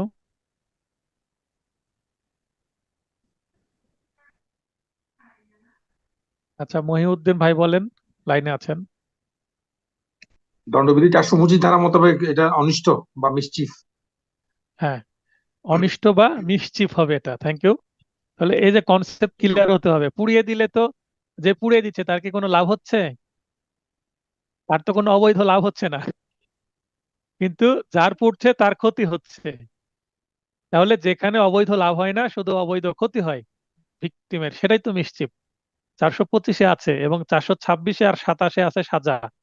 50 টাকার কম ক্ষতি হলে 26 ধারা, 50 টাকার বেশি ক্ষতি হলে 27 ধারা। আমরা পড়বো সেগুলো। তো যাই হোক, মিসচিপ নিয়ে যেহেতু এর আগে একটা উদাহরণ দিয়েছিলাম যে কারো আংটি খুলে নিয়ে নদীতে ফেলে দিলে সেটা মিসচিপ হবে। এছাড়া কারো গরু যদি মেরে ফেলা হয় বিষ দিয়ে, কবুতর মেরে ফেলা হয় বিষ দিয়ে, তাহলে সেটা কি হবে? মিসচিপ হবে। তো সিমিলার একটা বিষয় একটু নলেজে রাখতে হবে, এভাবে ভাবতে হবে। আইন কিন্তু ব্যাপক একটা জিনিস। তো ধন্যবাদ মহিউদ্দিন ভাই, নয়েজ না থাকলে লাইনে থাকেন। তো এরপরে আমি বলছি যে আগুন দেওয়া এবং চুরি দুইটি স্বতন্ত্র কাজ, আলাদা অপরাধ। একটা মিসচিফ এবং একটা হচ্ছে থেফট। সেহেতু এ শুধুমাত্র বাড়িতে আগুন দিতে পরিচিত করার দায়ে দোষী হলেও, তাহলে এর একটা অপরাধ হবে কি, বাড়িতে আগুন দেওয়ার প্ররোচনা, মানে মিসচিফের প্ররোচনা, অ্যাবেটমেন্ট ফর মিসচিফ। চুরির জন্য প্ররোচনার দায়ে দোষী হবে না। এ চুরি করতে তো আর বলেনি বিকে, চুরি করেছে সে নিজের থেকে। অপরদিকে অপরাধে অংশগ্রহণকারী বি বাড়িতে আগুন দেওয়া ও চুরি সংগঠন উভয় অপরাধের জন্য দায়ী হবে। খুবই ইন্টারেস্টিং একটা কিন্তু উদাহরণ, এটা আসতে পারে কিন্তু। তাহলে এটা আমরা উপরে যেটা দেখলাম যে ভিন্ন ভিন্ন সাজা হবে, প্ররোচিত কাজ ও সংগঠিত ভিন্ন কাজটি স্বতন্ত্র যদি হয়, তাহলে সাজাও ভিন্ন ভিন্ন হবে। এটা প্রশ্নে এসে কার কি সাজা হবে জানতে চাইতে পারে। এটা কিন্তু রিটেন প্রশ্নও দিতে পারে, রিটেনের জন্য খুবই গুরুত্বপূর্ণ এই বিষয়গুলো। পরের উদাহরণটা পড়ি। A B O C K দস্যুতা সংগঠনের ক্ষেত্রে বা উদ্দেশ্যে একটি বসত বাড়িতে অপথে রাত্রিবেলা প্রবেশের প্ররোচনা বা প্ররোচনা দেয় বা পরিচিত করে। তাহলে এখানে এ হচ্ছে মূল অ্যাবেটর, রেড হচ্ছে অ্যাবেটর, আর এই বি সি এই দুইজনকে বললো তোমরা একটা বাড়িতে যাও রাত্রে, যে ঢোকো, দে কি করবে, দস্যুতা রবারি করবে। সেই সাথে উক্ত উদ্দেশ্যে অস্ত্র সরবরাহ করে, আর্মস সাথে দিয়ে দিল, যে কোনো সময়, কারণ রবারি করতে গেলে তো আপনার কি লাগবে, আর্মস লাগবে, আর্মস দিয়ে দিল। কে দিল আর্মস? এ দিল। এখন অ্যাবেটর কে এখানে? এ অ্যাবেটর, আর বিআরসি কিন্তু কাজ করতে যাচ্ছে। তাহলে হুকুমদাতা হচ্ছে এ, হুকুমদাতা যেহেতু এ, সে হচ্ছে অ্যাবেটর। দস্যুতা দস্যুতা সংগঠনকালে বাড়ির বাসিন্দা জেড বাধা প্রদান করলে তারা জেডকে খুন করে। দস্যুতা করতে গেছে, বাড়ির মালিক বাধা দিছে জিনিসপত্র যেন না নিতে পারে, বাড়ির মালিক জেডকে কিন্তু মেরে দিয়েছে। এই বি আর সি কে মেরেছে সেটা মূল বিষয় না, দস্যুতা কালে একজন মারা গেছে। যেহেতু দস্যুতার সম্ভাব্য ফলস্বরূপ খুন সংঘটিত হয়েছে, সেহেতু দস্যুতা সংগঠনের উদ্দেশ্যে বসত বাড়িতে অপথে রাত্রিবেলা প্রবেশের জন্য প্ররোচনার সাথে খুনের দেওয়াই এ দায়ী হবে। এখানে দেখেন, ঠিক আগেতে এর জন্য শুধু একটা দায় থাকলো, আগুন দেওয়ার দায়, চুরির দায় নিল না এ। কিন্তু এখানে এ বলল দস্যুতা করতে, তারা দস্যুতা করতে গিয়ে কিন্তু খুনও করে ফেলছে। এর জন্য এবার দস্যুতা প্লাস খুন দুইটার জন্য সে দায়ী হবে। কে ব্যাখ্যা করবেন আরেকটু ভালোভাবে এটা? আগের উদাহরণে শুধুমাত্র একটা দায়, আগুন দেওয়ার, মিসচিফের দায়। আর পরের উদাহরণে এর দায় দুইটাই, রবারির জন্য সে দায়ী হবে, তারপর মার্ডারের জন্য সে দায়ী হবে। কেন? কে বলবেন? রনি আপু বলতে চাচ্ছেন? রনি আপু না বললে আমি এটা জি স্যার। বলেন। স্যার এখানে কিন্তু সে কিন্তু একটা অস্ত্র দিয়ে দিয়েছে। এখানে হ্যাঁ। কিন্তু বলতেছে যে অপথে তো প্রবেশের কথা বলেই দিল, আবার একটা হুম। অস্ত্রও দিল। অস্ত্রটা দেওয়ার উদ্দেশ্য হচ্ছে যে কোনো সমস্যা হলে তুমি তাকে মারেও দাও, মানে এরকমই একটা কিন্তু প্ররোচনা দেয়া হচ্ছে। সেই কারণে মানে দেখা যাচ্ছে যে হ্যাঁ, রবারিটা দুটোই সুগম কিন্তু করার জন্য অস্ত্র দেওয়া হচ্ছে। অস্ত্রটা একটা কি হ্যাঁ পয়েন্ট, একটা ভালো সব এখানে বিষয়। আর কি হ্যাঁ, এই আছে? অস্ত্র দেওয়ার কারণেই মনে হচ্ছে যে ওই যে খুনটার সাথেও সে মানে জড়িত হয়ে গেল। কারণ একে আচ্ছা তো এখানে, রাত্রেবেলা অপথে প্রবেশ দেখাচ্ছে, প্ররোচনা হ্যাঁ, দিচ্ছে, দ্বিতীয়ত আবার অস্ত্র দিয়ে দিচ্ছে। তো এখানে যদি অস্ত্র অস্ত্র কথা যদি উল্লেখ না থাকে, সেই ক্ষেত্রেও কিন্তু খুনের দায় দায়ী হবে। এবার কি ব্যাখ্যা করবেন বলেন? অস্ত্রটা এখানে ভাইটাল বিষয় না, কিন্তু একটা পয়েন্ট, স্যার এখানে অস্ত্র তো একটা দস্যুতার পয়েন্ট। একটা ব্যাপার আছে, মূল এখানে ওখানে কিন্তু দেখেন, সামান্য, হ্যাঁ এখানে কিন্তু দস্যুতার কথা বলে দিচ্ছে যেমন ওপরে রাত্রিবেলাটাও। দেখেন, ওপরের উদাহরণে আগুন দিতে গিয়ে চুরি করলো, কাজ দুইটা হয়ে গেল, স্বতন্ত্র জি কাজ, স্যার। আলাদা আলাদা বিষয়। কিন্তু এখানে দস্যুতা করতে গিয়ে খুন হলো, এই কাজটাকে কেন একটা কাজই মনে করা হচ্ছে? যদিও দুইটা কিন্তু আলাদা আলাদাই মানে ধারার অপরাধ, তারপরে কিন্তু স্বতন্ত্র বলা হচ্ছে না কেন? একই বলা হচ্ছে কেন বলেন? একই ঘটনা বলা হচ্ছে কেন? স্যার আগুন দিয়ে তো চলে আসবে, আগুন দেওয়ার সাথে কিন্তু তার চুরি করার কোনো মানে কোনো সম্পর্কই থাকে না। খুন তাকে বলছে ডাকাতির তো একটা ধারা আছে স্যার আলাদা আর কি, মনে হচ্ছে এই জন্য নাকি। না, এটা দস্যুতা কিন্তু ডাকাতি স্যার না, একটা দস্যুতা। লোককে, হ্যাঁ দস্যুতাতে কিন্তু একটা লোকে মানে ভয় দেখানোরই একটা ব্যাপার। হ্যাঁ, তাৎক্ষণিক ভয় থাকতে হবে। জি, তাৎক্ষণিক আর ভয় যেখানে দেখানোর সে ভয় তাৎক্ষণিক দেখায় ভয়, এই কিন্তু। তাৎক্ষণিক ভয়টার মধ্যে কি আছে? মৃত্যু বা গুরুতর আঘাতের তাৎক্ষণিক ভয়। আচ্ছা, জি স্যার। মহিউদ্দিন শিবলি সাহেব, আপনি একটু যোগ করেন কিছু। রনি আপু 99% কাছাকাছি চলে গেছেন, আপনি একটু ক্লিয়ার করতে পারলে একটু আরো ভালো লাগতো, বলেন। এটা অবশ্য আমি এই মুহূর্তে আমি যতটুকু বুঝতে পারছি, আহ, এটা আমরা তো জানি চুরি হচ্ছে, দস্যুতা হচ্ছে চুরির একটা সহিংস রূপ। দস্যুতা হচ্ছে চুরির সহিংস রূপ। সেক্ষেত্রে 382 ধারা মোতাবেক আমরা বলতে পারি এটা চুরি সংঘটনের উদ্দেশ্যে মৃত্যু ঘটানো, আঘাত দান বা আটকানোর প্রস্তুতি নেওয়া। তো প্রস্তুতি নেওয়ার বিষয়টা আমি কি আসলে বুঝতে পেরেছি জানি না, আমি জিনিসটা একটু কনফিউশন আছি, যাক একটু আপনারা হ্যাঁ, না না, আপনি ঠিকই আছে, ওই জায়গা থেকে বিষয়টা আসবে এখানে। দেখেন এর মধ্যে আছেই, এই উদাহরণের মধ্যে ব্যাখ্যাটা অলরেডি আছেই। বলা হচ্ছে যেহেতু দস্যুতার সম্ভাব্য ফলস্বরূপ খুন সংঘটিত হয়েছে, এটা হচ্ছে মূল শব্দ। কারণ দস্যুতা করতে গেলে খুন হতে পারে, এটা কিন্তু একটা সম্ভাব্য বিষয়, অর্থাৎ দস্যুতারই কিন্তু একটা আউটপুট মার্ডার। তারপর ডাকাইতির আউটপুট কিন্তু মার্ডার হয়, কিন্তু ওই ওটা দেখাচ্ছে আলাদা যে একটা ধারা। বাসায় আগুন দিলে, যেমন উপরের উদাহরণ, যেমন বাড়িতে আগুন দিল এবং আগুন দেওয়ার কারণে যদি একজন পুড়ে মারা যায়, যদি মার্ডার হয়, এটাও কিন্তু আগুনের ফলশ্রুতিতে মার্ডার হবে। তার মানে আগের উদাহরণে যদি সে চুরি না করে আগুনে পুড়ে কেউ যদি মারা যায়, তাহলে কিন্তু এই দুইজনেরই কিন্তু ওই মিসচিফ এন্ড মার্ডার দুইটার জন্যই কিন্তু এ দায়ী হবে। বুঝতে পেরেছেন বিষয়টা? তার মানে আগুন বাড়িতে দিলে মানুষ মারা যেতে পারে, এটা কিন্তু একটা স্বতন্ত্র অপরাধ হবে না, ওইটার সাথে জড়িত থাকবে।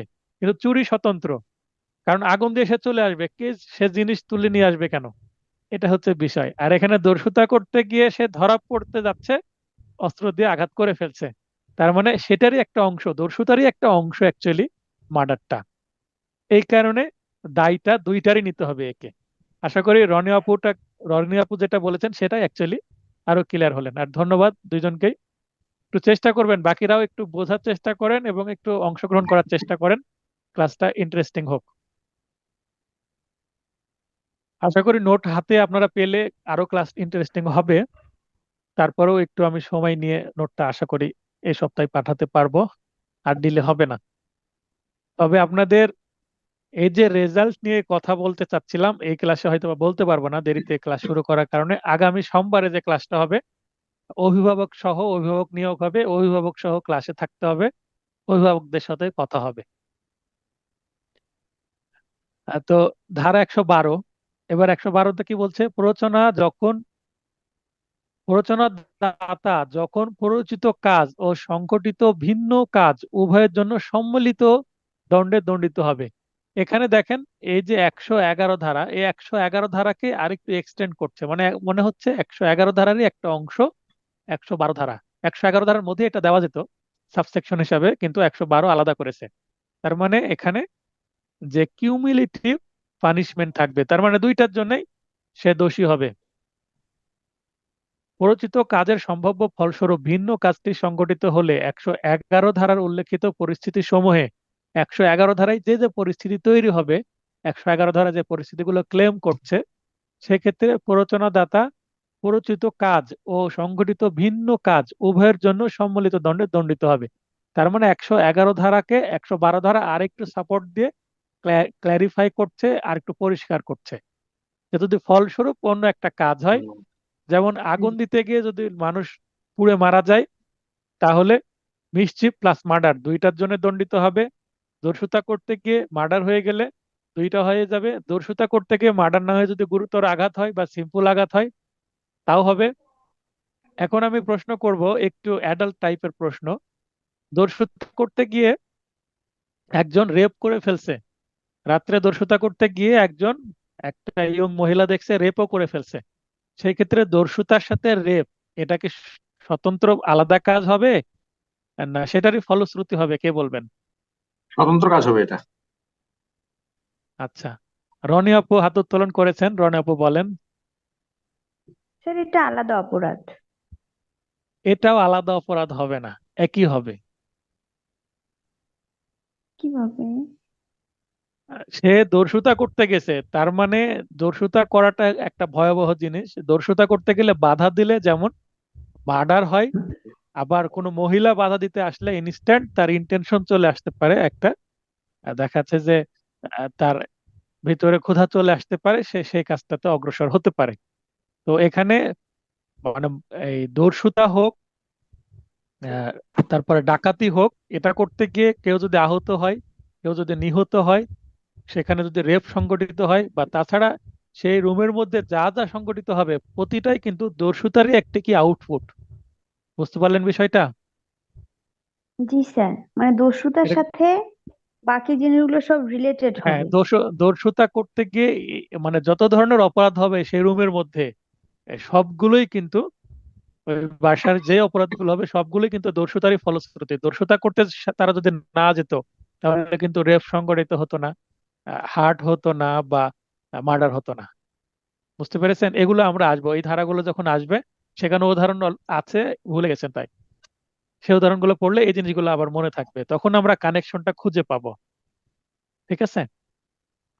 জি স্যার। তো এরপরে আমরা পড়বো 113।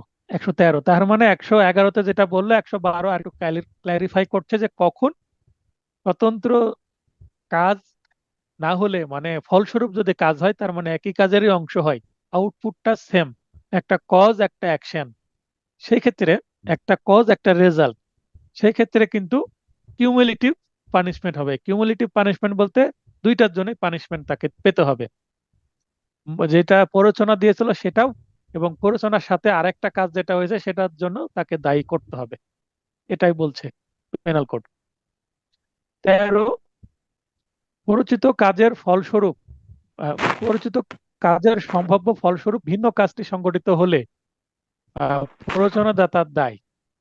এখানে প্ররোচিত কাজের সম্ভাব্য ফলস্বরূপ ভিন্ন কাজটি সংগঠিত হতে পারে জেনেও প্ররোচনা দিলে, এখানে দেখে জেনেও 112, 111,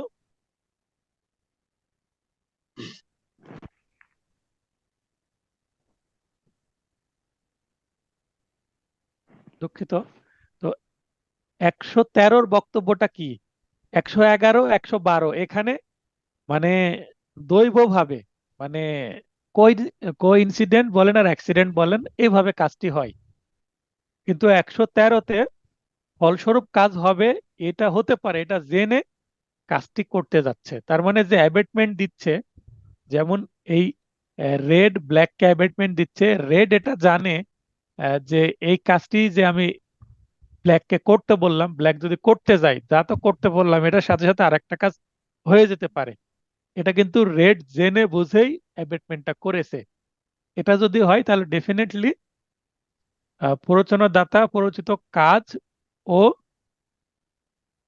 সংগঠিত ভিন্ন কাজ উভয়ের জন্য সম্মিলিত দণ্ডে দণ্ডিত হবে। তার মানে 12তে হচ্ছে সে জানতো না, মানে নলেজটা ছিল না তার, আর 13তে হচ্ছে নলেজটা ছিল, তার মানে এটা আরো অ্যাকুরেট কিউমুলেটিভ সাজা দেওয়ার জন্য, উভয় দণ্ডে দণ্ডিত করার জন্য 13টা আরো জোর দেওয়া হচ্ছে। তার মানে স্লাইডলি পার্থক্য আছে কিন্তু একই বিষয়। এগুলো হচ্ছে অ্যাবেটমেন্টের রিটেনের কারণে, রিটেনের জন্য অ্যাবেটমেন্টটাকে আমি ক্লিয়ার করার জন্য প্রতিটা ধারা রেখেছি, যেমন জেনারেল এক্সেপশনসে আমি প্রতিটা ধারা রেখেছি 31টাই, অ্যাবেটমেন্টেরও প্রতিটা ধারা রেখেছি, আগের নোটে আমার ছিল না। তাহলে আপনারা বলতে পারেন স্যার প্রতিটা ধারা কি পড়তে হবে, রিটেনের জন্য প্রতিটা ধারা পড়তে হবে, কিন্তু এমসিকিউ এর জন্য প্রতিটা ধারা পড়ার প্রয়োজন নেই। এমসিকিউ এর জন্য কোন কোন ধারা পড়তে হবে এটা আমি এমসিকিউ পরীক্ষার 2 মাস আগে এক্সক্লুসিভ সাজেশন দিয়ে পড়াটাকে অনেক কমিয়ে নিব। এখন আপনাদের কাজ হচ্ছে কনসেপ্টটা বোঝেন, অ্যাবেটমেন্টের এ টু জেড মাথায় নিয়ে নেন, যেন এই গল্প থেকে আপনারা রিটেন পরীক্ষায় যেন আসলে যেন বুঝতে পারেন। বা যদি কোনো একটা দেখা যাচ্ছে যে আনকমন ধারা, অ্যাবেটমেন্টে যে ধারা থেকে কোনো প্রশ্ন আসেনি, তো 114 আমরা পড়ছি অ্যাবেটমেন্টের সাজা বা অ্যাবেটমেন্ট হলে অ্যাবেটরের দায় কি। অ্যাবেটমেন্ট যদি সংঘটিত হয়, যে অপরাধটা করলো সে তো করলোই, তার দায়িত্ব সেটাই, কিন্তু যে অ্যাবেটমেন্ট দিল তার দায়টা কি, তাকে কিভাবে দোষী করা যাবে বা তাকে কত সাজা দেওয়া যাবে সেটা পড়ছি আমরা। অপরাধ সংঘটনকালে প্ররোচনাদাতার উপস্থিতি, মানে অ্যাবেটরের উপস্থিতি, abettors present when offence is committed, যখন কাজটি হচ্ছে অ্যাবেটর উপস্থিত যদি থাকে তাহলে তার ফল কি। আমরা সাধারণত দেখি যে এই যে রেড ব্ল্যাককে বললো যে তুমি খুন করে আসো, আর রেড দূরে থেকে, রেড থাকলো দূরে, যেন তাকে পুলিশ দেখতে না পায় বা সিসিটিভি ক্যামেরায় তাকে দেখা না যায় অপরাধ করাকালে, তার মানে যেন তদন্তে তাকে খুব একটা বের করে না নিয়ে আসতে পারে। কিন্তু তদন্তে যখন এই যে ব্ল্যাক তাকে কিছু উত্তম মাধ্যম দিলে রিমান্ডে নিয়ে এসে ঠিকই রেডের কথা বলে দেয় যে রেডের কথাতেই আমি কাজটি করেছি। তো এখন আমরা সাধারণত একটা আমাদের কনসেপ্ট মাথায় তৈরি হচ্ছে যে আসলে অ্যাবেটমেন্টটা ঘটনাস্থলে থেকে করা হচ্ছে না, ঘটনাস্থল থেকে দূরে থেকে করা হচ্ছে, এই ধরনের একটা কনসেপ্ট আসছে। তো 14 ধারার বক্তব্য হচ্ছে যদি এই ব্ল্যাক তো কাজটা করছে, কিন্তু এই রেড যদি অর্থাৎ অ্যাবেটর যদি কাছাকাছি থাকে, ঘটনা করার সময় সে যদি উপস্থিত থাকে, তাহলে তার দায় কি হবে, কম হবে বেশি হবে না কি হবে। প্ররোচনাদাতা ঘটনাস্থলে অনুপস্থিত থাকলে যেভাবে দায়ী হতো উপস্থিত থাকলেও একইভাবে দায়ী হবে। তার মানে উপস্থিত থাক বা অনুপস্থিত থাক কোনো ম্যাটার না, এই সে অ্যাবেট করেছে সেটার জন্য সে একইভাবে দায়ী হবে। অপরাধ সংঘটনকালে ঘটনাস্থলে প্ররোচনাদাতার উপস্থিতি বা অনুপস্থিতি বিবেচ্য বিষয় নয়, বরং প্ররোচনা প্রদান করেছে কিনা তা মুখ্য বিবেচ্য বিষয়। আশা করি 114 ধারার বক্তব্য বুঝতে পারলেন। 115 মৃত্যুদণ্ড বা যাবজ্জীবন কারাদণ্ডে দণ্ডনীয় অপরাধে প্ররোচনা বা সহায়তার শাস্তি। মানে এমন একটা কাজের জন্য এই রেড ব্ল্যাককে বলছে যে কাজটি ব্ল্যাক যদি করে, যে অপরাধটা করার কথা বলছে সেটার যে সাজা পেনাল কোডে বলা আছে সেটা হয় মৃত্যুদণ্ড অথবা যাবজ্জীবন কারাদণ্ড। উদাহরণস্বরূপ মার্ডার করতে বলল, মৃত্যুদণ্ড। কালপেবল হোমিসাইড করতে বলল, এরকম যদি হয় তাহলে কিন্তু যাবজ্জীবন কারাদণ্ড। তারপরে দস্যুতা, তারপরে রবারি, রবারি, ডাকাইতি, তারপরে আরো বেশ কিছু ধারা আছে যেগুলো হয় মৃত্যুদণ্ড হবে, না হলে যাবজ্জীবন কারাদণ্ড হবে। মৃত্যুদণ্ডের জন্য 10টি ধারা আছে, যাবজ্জীবন কারাদণ্ডের জন্য অসংখ্য ধারা আছে পেনাল কোডে। তো এই ধরনের যদি বড় অপরাধ করতে বলে, এক কথায় বড় অপরাধে যদি প্ররোচনা দেয়, এটাকে বলে গ্রেভ অফেন্স, মারাত্মক অপরাধ। 115 ধারায় মারাত্মক অপরাধে যদি প্ররোচনা দেয়, যেটা সাজা মৃত্যুদণ্ড বা যাবজ্জীবন কারাদণ্ড মূল অপরাধের ক্ষেত্রে হয়, সেক্ষেত্রে কি হবে? অ্যাবেটরের সাজা কি হবে? অপরাধ সংঘটিত না হলে ও শাস্তির বিধান স্পষ্ট না থাকলে। তো অপরাধ যদি সংঘটিত না হয় আর অ্যাবেটমেন্টের জন্য শাস্তির যদি আলাদা বিধানই না থাকে, সেক্ষেত্রে কত হবে? আমরা 302 ধারায় জানি মার্ডারের সাজা, 307 ধারায় অ্যাটেম্প্ট টু মার্ডারের সাজা। কিন্তু মার্ডারে কেউ যদি অ্যাবেটমেন্ট দেয়, আমরা 109 ধারায় বললাম যে যে মার্ডার করবে, অর্থাৎ এই যে ব্ল্যাক এবং যে মার্ডার করতে বললো রেড, এই দুইজনের সাজা সমান হবে, কিন্তু কত সাজা হবে সেটা কিন্তু এখনো বলেনি। এবার 115 ধারায় স্পেসিফিক সাজা উল্লেখ করছে অ্যাবেটমেন্টের, যে অপরাধ যদি সংগঠিত, মানে স্পষ্ট যদি বিধান না থাকে এবং অপরাধটা যদি সংগঠিত না হয়, তাহলে সাজা কত হবে? অনূর্ধ্ব 7 বছর সশ্রম বা বিনাশ্রম প্লাস অর্থদণ্ড। এই যে অনূর্ধ্ব 7 বছরের যে কোনো বর্ণনার, অর্থাৎ সশ্রম হতে পারে, বিনাশ্রম হতে পারে, প্লাস অর্থদণ্ডটা মাস্ট অবশ্যই দিবে, এন্ড ফাইন। তো এইটা আমি সংক্ষেপে লিখেছি এবং এর অর্থ কি আগের ক্লাসে আমি দেখিয়েছি, যে এই যে সংক্ষেপণ করেছি এটার অর্থ কি আপনারা একটু দেখে নেবেন নোটটা পাওয়ার পরে, বোঝাই যাচ্ছে। এটা খুবই চমৎকার হইতে আমি সাজাগুলো উল্লেখ করেছি, যেন মানে এই ছোট্ট জায়গাতে সাজাটা দেখা যায়, চোখে পড়বে সহজে, মনে রাখা যাবে সহজে।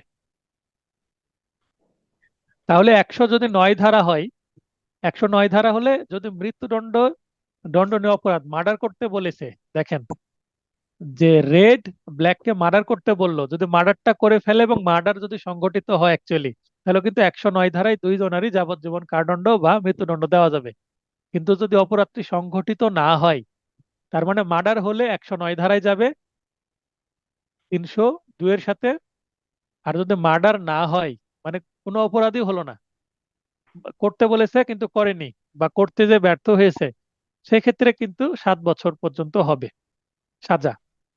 আর যদি দেখা যাচ্ছে যে রেড ব্ল্যাককে মার্ডার করতে বললো, মার্ডার করতে যে আঘাত করেছে, কিন্তু গুরুতর আঘাত অথবা সিম্পল আঘাত হয়েছে, তার মানে মার্ডার হয়নি, মার্ডারের থেকে কম একটা অপরাধ হয়েছে, লঘু, ভিন্ন লঘু অপরাধ বা আঘাত সংঘটিত হলে, মানে মার্ডার ছাড়া এর থেকে নিচে একটা ছোটখাটো যদি অপরাধ হয়, সেক্ষেত্রে সাজা কত হবে? 14 বছর পর্যন্ত হয়ে যেতে পারে। মার্ডার করতে যে যদি ভিকটিমের গায়ে আঘাত লাগে, তাহলে 14 বছর, 14 বছর অ্যাবেটরের সাজা হবে। আর যদি মার্ডার হয়ে যায় তাহলে তো মৃত্যুদণ্ড দেওয়া যাবে, তখন চলে যাবে 109 ধারায়। আশা করি বুঝতে পেরেছেন। মার্ডারের যদি অ্যাবেটমেন্ট দেওয়া হয়, মার্ডার সংগঠিত হলে 109 ধারা, মার্ডার সংগঠিত না হলে যদি আঘাত পায় 14 বছর, যদি আঘাতও না পায়, কিচ্ছুই হলো না ভিকটিমের, তাহলে 7 বছর। আশা করি ক্লিয়ার করতে পেরেছি 109 এবং 115 ধারার মধ্যে পার্থক্য। 109 ধারা হচ্ছে সাজার ধারা, 115 ধারা হচ্ছে অ্যাবেটমেন্টের সাজার ধারা। 109 ধারা সাজাটা উল্লেখ করা নাই, সেখানে 103টা জড়িত আছে, আর 115-তে 3টা জড়িত নাই। কিন্তু এখানে যদি চার্জ গঠন করার কথা বলা হয়, সেক্ষেত্রে কিন্তু 115-র সাথে 302টা জড়িত থাকবে, এই দুইটা ক্ষেত্রে। তাহলে 115-তে দুইটা সিচুয়েশনে দুইটা সাজা এখানে ডিফাইন করা আছে। 116 কারাদণ্ডের দণ্ডনীয় অপরাধে প্ররোচনা বা সহায়তার শাস্তি। তার মানে মৃত্যুদণ্ড বা যাবজ্জীবন কারাদণ্ড হবে না, তার থেকে কম কোনো সাজা হবে, মানে 10 বছর, 14 বছর বা 7 বছর বা 5 বছর, 1 বছর, 6 মাস, 1 মাস, 2 মাস, এই ধরনের কারাদণ্ডে দণ্ডিত হবে। এই ধরনের অসংখ্য অপরাধ আছে পেনাল কোডে এবং সাজাও বলা আছে। সেই ধরনের অপরাধে যদি এই রেড ব্ল্যাককে অ্যাবেট করে, সেক্ষেত্রে অপরাধটি সংগঠিত না হলে কি হবে?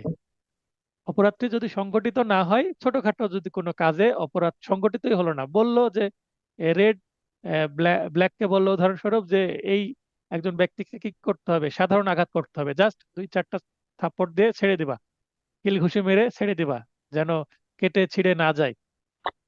কিন্তু এই ব্ল্যাক সেই কাজটি করতে পারলো না, মানে কাজটি সংগঠিতই হলো না। সেক্ষেত্রে কি অপরাধ হবে? হ্যাঁ, অপরাধ হবে, কারণ যখন অ্যাবেট দিল তখনই অপরাধ হবে। সাজা কি হবে? প্ররোচনাদাতা যদি জেনারেল কোনো পিপুল হয়, অর্থাৎ সাধারণ ব্যক্তি হয়, সাধারণ পাবলিক যদি হয়, তাহলে তার সাজা হবে উক্ত অপরাধের দীর্ঘতম শাস্তির। এই যে এখানে বলা হচ্ছে যে অনূর্ধ্ব এত বছর, তার মানে ম্যাক্সিমাম যে সাজা, সেই সাজার হচ্ছে 1/4, মানে 1/4 প্লাস অর্থদণ্ড। সাধারণ ব্যক্তি হলে 4/1 সাজা হবে। আর প্ররোচনাদাতা সরকারি কর্মচারী হলে উক্ত অপরাধের দীর্ঘতম শাস্তির অর্ধেক সাজা হবে, মানে 2/1 হবে। তাহলে সরকারি কর্মচারী যদি অ্যাবেট দেয়, অ্যাবেটর হিসেবে তার শাস্তি অর্ধেক, মূল অপরাধের দীর্ঘতম শাস্তির মানে ম্যাক্সিমাম শাস্তির অর্ধেক। আর সাধারণ ব্যক্তি হলে 4/1। তার মানে এটা শাস্তির ধারা, কিন্তু কত সেটা বলছে না।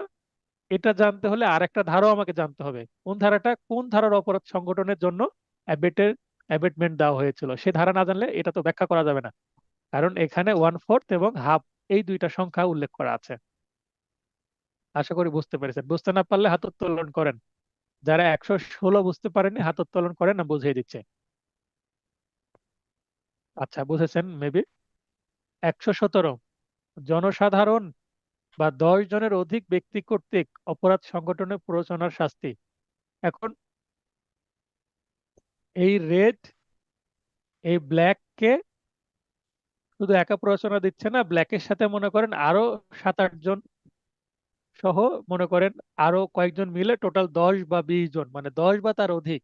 তার মানে ব্ল্যাক এখানে ধরে নেন যে এই ব্ল্যাক এই ধরনের যারা কাজ করবে 10 বা তার অধিক ব্যক্তি আছে। তার মানে অনেকগুলো লোক দিয়ে কাজটা করাবে কে? A red. তাহলে রেড হচ্ছে অ্যাবেটর, যারা কাজ করছে তারা প্রত্যেকে কি অপরাধী।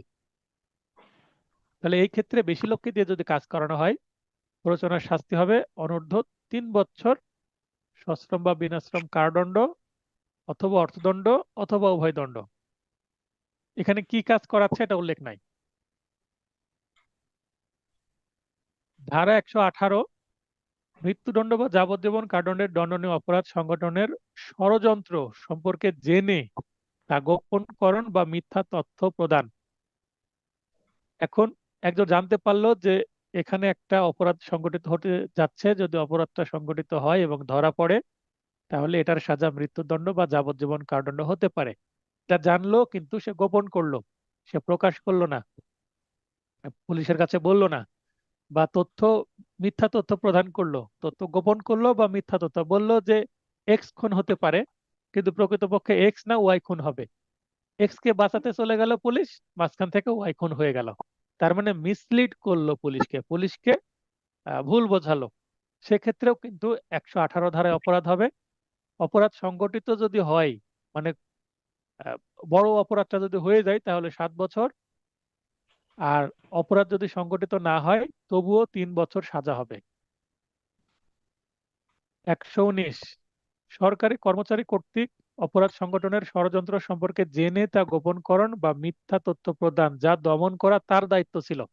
মানে পুলিশ এর আগে সাধারণ ব্যক্তি তথ্য গোপন করলো বা মিথ্যা তথ্য দিল, এবার পুলিশ নিজেই, রক্ষক যখন ভক্ষক, পুলিশের এই অপরাধটা দমন করার কথা, পুলিশ অপরাধ দমন না করে, সে হয়তো বা ঘুষ খেয়ে বা তার কোনো স্বার্থ আছে, সে এই তথ্যটা গোপন করলো, ষড়যন্ত্রের বিষয়টা গোপন করলো, তার দায়িত্ব পালন করলো না, অবহেলা করলো।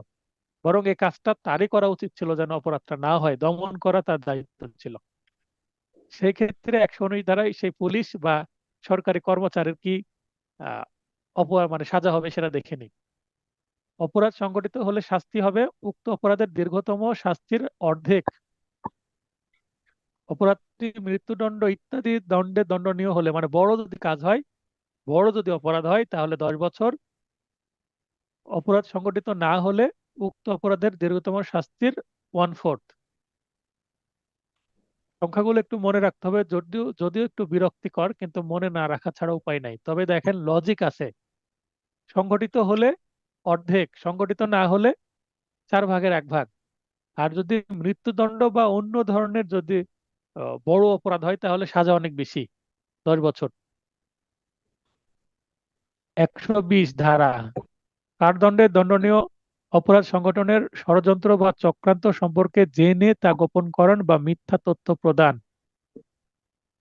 এটা যদি করা হয় তাহলে কিন্তু অপরাধটি সংগঠিত হলে শাস্তি উক্ত অপরাধের দীর্ঘতম শাস্তির 4/1 আর সংগঠিত না হলে 8/1। এই সাথে আমাদের পঞ্চম অধ্যায় শেষ হলো, অর্থাৎ অ্যাবেটমেন্ট সংক্রান্ত। অ্যাবেটমেন্ট কি, অ্যাবেটর কারা, অ্যাবেটরের দায়, অ্যাবেটরের শাস্তি কি, এগুলো জানলাম। এবার আমরা পঞ্চম ক অধ্যায়, ধারা 120 এবং বি, দুইটা মাত্র ধারা আছে। অপরাধমূলক ষড়যন্ত্র বা চক্রান্ত, ক্রিমিনাল কনস্পাইরেসি। যখন অ্যাবেটমেন্টের অংশ ক্রিমিনাল কনস্পাইরেসি হয়, সেটা তো একটা জিনিস, কিন্তু অ্যাবেটমেন্টের বাইরে ক্রিমিনাল যদি কনস্পাইরেন্সি হয়, আলাদা স্বতন্ত্র একটা অপরাধ, সেক্ষেত্রে সেটা কি সেটা দেখে নিই। ধারা 120-এ অপরাধমূলক ষড়যন্ত্রের সংজ্ঞা, definition of the criminal conspiracy. দুই বা ততোধিক ব্যক্তি। এখন ষড়যন্ত্র করতে হলে তো আর একা ষড়যন্ত্র করা যায় না। মনের মধ্যে একা যদি কেউ রেখে দেয় কোনো অভিপ্রায়, তাহলে সেটা কমন ইন্টেনশনও হয় না, সেটা ষড়যন্ত্রও হয় না। তাহলে কমন ইন্টেনশন হতে হলেও 2জন ব্যক্তি লাগবে মিনিমাম। তারপরে অ্যাবেটমেন্ট দেওয়ার জন্য মিনিমাম 2জন ব্যক্তি লাগবে। আবার ষড়যন্ত্র করার জন্য মিনিমাম 2জন ব্যক্তি লাগবে। তাহলে 2 বা ততোধিক ব্যক্তি কোনো অবৈধ কাজ, তাহলে কোনো অবৈধ কাজ করার জন্য চুক্তি করছে, বা কোনো বৈধ কাজ অবৈধ উপায়ে, তাহলে অবৈধ কাজই করবে ডিরেক্ট, অথবা বৈধ কাজ করবে অবৈধ উপায়ে। এখন বলতে পারেন স্যার অবৈধ কাজ তো সেটা অপরাধ, কিন্তু বৈধ কাজ অবৈধ উপায়ে আবার কিভাবে করা যায়? যেমন মনে করেন যে আমরা মাথায় কি ব্যবহার করি, শ্যাম্পু ব্যবহার করি। মনে করেন ইন্ডিয়ান একটা শ্যাম্পুর নাম বলি, প্যান্টিন। তো ইন্ডিয়ান প্রোডাকশন একটা শ্যাম্পু, সেটা যদি ইম্পোর্টার সরকারকে ট্যাক্স দিয়ে, ডিউটি দিয়ে যদি নিয়ে আসে, সেটা ইম্পোর্টের মাধ্যমে আসলো, তার মানে সেটা বৈধ, ইম্পোর্ট করা বৈধ। সরকার যদি বলে হ্যাঁ এই কাজটা ইম্পোর্ট করা বৈধ, তাহলে ইম্পোর্টার যদি নিয়ে আসে, তাহলে বৈধ কাজ বৈধ উপায়ে হলো। এখন যদি কেউ ইন্ডিয়ান প্যান্টিন শ্যাম্পু ইম্পোর্ট না করে দেখা যাচ্ছে যে চোরাই পথে নিয়ে আসে ব্ল্যাক মার্কেটিং এর মাধ্যমে, তাহলে কাজটা কিন্তু বৈধ। শ্যাম্পু নিয়ে আসাটা কিন্তু কি না, অপরাধ না। আপনি ইম্পোর্ট করে নিয়ে আসেন, নো প্রবলেম, অপরাধ না। কিন্তু শ্যাম্পু নিয়ে আসা যেহেতু অপরাধ না, কিন্তু যদি অবৈধ উপায়ে নিয়ে আসেন, ব্ল্যাক মার্কেটিং এর মাধ্যমে নিয়ে আসেন, তাহলে কিন্তু সেটা অপরাধ হয়ে যাবে। আশা করি বুঝতে পেরেছেন। তাহলে আহ, অবৈধ উপায়ে নিজে সম্পাদন করতে বা অন্যকে দিয়ে করাতে চুক্তিবদ্ধ হয়, চুক্তিবদ্ধ লিখিত হতে পারে, চুক্তি অলিখিত চুক্তি হতে পারে, তখন তাকে অপরাধমূলক ষড়যন্ত্র বলে অভিহিত করা হবে। তাহলে অপরাধমূলক ষড়যন্ত্রের 2জন ব্যক্তি মিনিমাম থাকবেন, ন্যূনতম মিনিমাম। আর উপাদানও কিন্তু 2টা, দেখেন 1-2 পয়েন্ট দেওয়া আছে। এখান সম্পর্কে একটু অতিরিক্ত তথ্য দিই। অপরাধমূলক ষড়যন্ত্র একটি অসম্পূর্ণ অপরাধ। অ্যাবেটমেন্ট যেমন একটি অসম্পূর্ণ ইনচয়েড ক্রাইম, ইনকমপ্লিট ক্রাইম, তেমন কিন্তু যত প্রকারের ষড়যন্ত্র আছে সেগুলো কিন্তু ইনচয়েড ক্রাইম। এটা ব্যাখ্যা হচ্ছে, অবৈধ কাজটি চুক্তি বা সম্মতির চূড়ান্ত লক্ষ্য নাকি তা শুধু চূড়ান্ত লক্ষ্যের একটি আনুষঙ্গিক বিষয়। তা বিবেচ্য নয়। আবারও বলি, অবৈধ কাজটি চুক্তি বা সম্মতির চূড়ান্ত লক্ষ্য নাকি তা শুধু চূড়ান্ত লক্ষ্যের একটি আনুষঙ্গিক বিষয়। তার মানে যে অপরাধটা সংঘটিত হবে, যে অপরাধটা সংঘটিত হবে সেইটা এই যে ষড়যন্ত্রের আলটিমেট আউটপুট কিনা, মানে ষড়যন্ত্রটা করাই হচ্ছে এই কাজটি করার জন্য। ষড়যন্ত্রের মূল উদ্দেশ্যই হচ্ছে এই কাজটি করবে, কাউকে মার্ডার করবে বা অন্য কোনো কিছু করবে বা ডাকাতি করবে, এটার জন্য ষড়যন্ত্র করছে। তো তাহলেও সেটা ষড়যন্ত্র হবে, অথবা যে কাজটি করা হচ্ছে ষড়যন্ত্রটা তার একটা অংশ মাত্র। এই ষড়যন্ত্রের বাইরেও আরো কিছু প্ল্যানিং আছে, আরো কিছু পরিকল্পনা আছে, সেক্ষেত্রেও সেটা দেখা যাচ্ছে যে অপরাধ হবে। তার মানে ষড়যন্ত্র মেন ফ্যাক্ট না, মানে সাবঅর্ডিনেট ফ্যাক্ট, মানে মূল বিষয় না, আহ, মূল বিষয় না, সেটা কোনো বিবেচ্য বিষয় না। ষড়যন্ত্র সামান্য হোক বা বড় কাজের জন্য হোক, সেটা ষড়যন্ত্রই বটে। এবার কেউ যদি ষড়যন্ত্র করে, তাহলে অপরাধমূলক ষড়যন্ত্রের শাস্তিটা কি হবে? মৃত্যুদণ্ড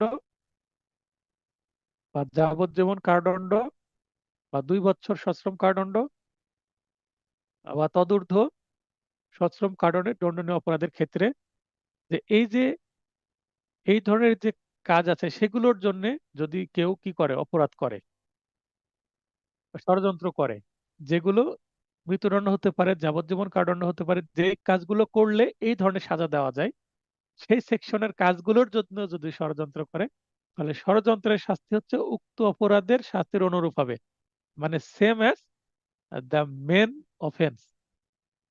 তাহলে আমরা অ্যাবেটমেন্টে 109 ধারাতেও একই কথা দেখলাম, যে মূল অপরাধের শাস্তির অনুরূপ। 120 বিতেও কিন্তু একই কাজ দেখছি। যদি বড় অপরাধ হয়, তাহলে ওই অপরাধে যা শাস্তি, ষড়যন্ত্র করলে একই শাস্তি।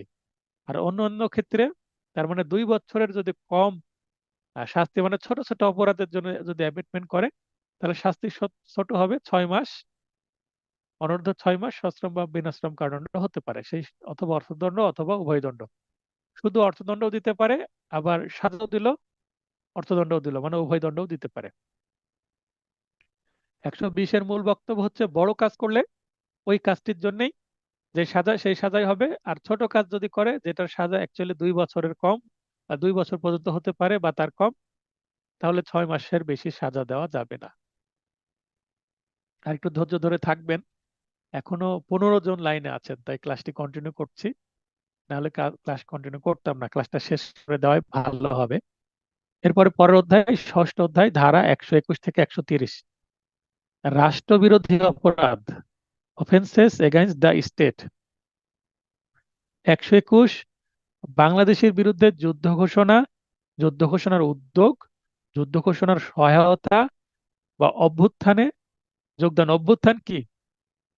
অভ্যুত্থান কি বলছে, একটা দেশের মধ্যে যদি দেখা যাচ্ছে যে কোনো জনগোষ্ঠী একত্রিত হয়ে সরকারের বিরুদ্ধে অভ্যুত্থান তৈরি করার চেষ্টা করে, তার মানে তারা নিজেরা ক্ষমতা দখল করে, সার্বভৌম ক্ষমতাকে বিনাশ করে তারা নিজেরা ক্ষমতা যদি দখল করে, সেটাকে বলা হয় অভ্যুত্থান। মানে দেশের মধ্যে নতুন সরকারের বিরুদ্ধে একটা মাথা গজাবে, নতুন একটা বামপন্থী, এবং তারা কি করবে, সেখানে ক্ষমতা দখল করে নতুন সরকার গঠন করার চেষ্টা করবে। সেটা হচ্ছে অভ্যুত্থান। অভ্যুত্থান অনেক সময় কি হয়, ব্যর্থ হয়। ব্যর্থ হলে তারা রাষ্ট্রদ্রোহের সাজার দেখাচ্ছে যে পেয়ে থাকে। আর যদি অভ্যুত্থান যদি সফল হয়ে যায়, তাহলে তো সরকারি ভ্যানিশ হয়ে যায়, নতুন সরকার চলে আসে। তার মানে যে জিতে যাবে সেই হচ্ছে কি, সরকার গঠন করবে, এটাই নিয়ম, এবং সেই হিরো হয়ে যাবে, আর যে হেরে যাবে সেই ভিলেন। ইংরেজিতে হচ্ছে ওয়েগিং। তাহলে ওয়েগিং যদি করা হয়, তাহলে মৃত্যুদণ্ড, যাবজ্জীবন সশ্রম কারাদণ্ড অথবা অর্থদণ্ড হতে পারে। এটা বড় ধরনের অপরাধ। 121 ধারায় মৃত্যুদণ্ড বা যাবজ্জীবন কারাদণ্ড, দুইটাই অপরাধের সাজার দুইটা মাত্র অপশন আছে। 123-এ রাষ্ট্র সৃষ্টি নিন্দাকরণ ও সার্বভৌমত্বের বিলোপ সমর্থন। তার মানে নিজে বিলোপ করছে না, বিলোপকে সমর্থন দিচ্ছে। তার মানে যারা অভ্যুত্থান ঘটালো তাদেরকে কেউ যদি সমর্থন দেয়, বা নতুন যে রাষ্ট্র হয়েছে তার যদি নিন্দা করে, যেমন আওয়ামী লীগ সরকার নতুন রাষ্ট্র গঠন করলো, তার যদি গঠনমূলক নিন্দা না করে অপরাধমূলক যদি নিন্দা করে কেউ, যেটাকে ইংলিশে বলা হচ্ছে condemnation of the creation of the state and advocacy of abolition of its sovereignty. তো এখানে আওয়ামী লীগ সরকার রাষ্ট্র গঠন করলো, সরকার গঠন করলো কিন্তু রাষ্ট্র গঠন করেনি। আওয়ামী লীগ সরকার রাষ্ট্র গঠন করেছিল কখন? 1971 সালে। 1971 সালে যখন রাষ্ট্র গঠন করলো, ওই সময় যারা যারা সাপোর্ট দিয়েছিল তারা তো মিত্র আমাদের হয়ে গেল, আর যারা ওই সময় নিন্দা করেছিল, সাপোর্ট দেয়নি, তারা কিন্তু এই অপরাধে অপরাধী হবে। দেশের ভিতরে থেকে যদি এই কাজটি করে তাহলে তারা অনেক সময় অপরাধ করার কারণে শাস্তির সম্মুখীন হয়েছে, আর যারা বাইরে থেকে করেছে তাদেরকেও আবার দেশে নিয়ে এসে শাস্তির ব্যবস্থা করা হয়েছে। আশা করি সেকশনটা বুঝতে পেরেছেন, খুবই গুরুতর একটি সেকশন। এরকম করলে তার শাস্তি হবে 10 বছর সশ্রম। উল্লেখ করা আছে সশ্রম, বিনাশ্রম দেওয়ার সুযোগ নাই। দেখেন এখানে সশ্রম বা বিনাশ্রম লিখিনি, জাস্ট দন্ত স দেওয়া আছে, মানে সশ্রম। সেই সাথে অবশ্যই অনেক বড় পরিমাণে একটা অর্থদণ্ড করা হবে। ধারা 24-এ রাষ্ট্রদ্রোহিতা বা সেডিশন।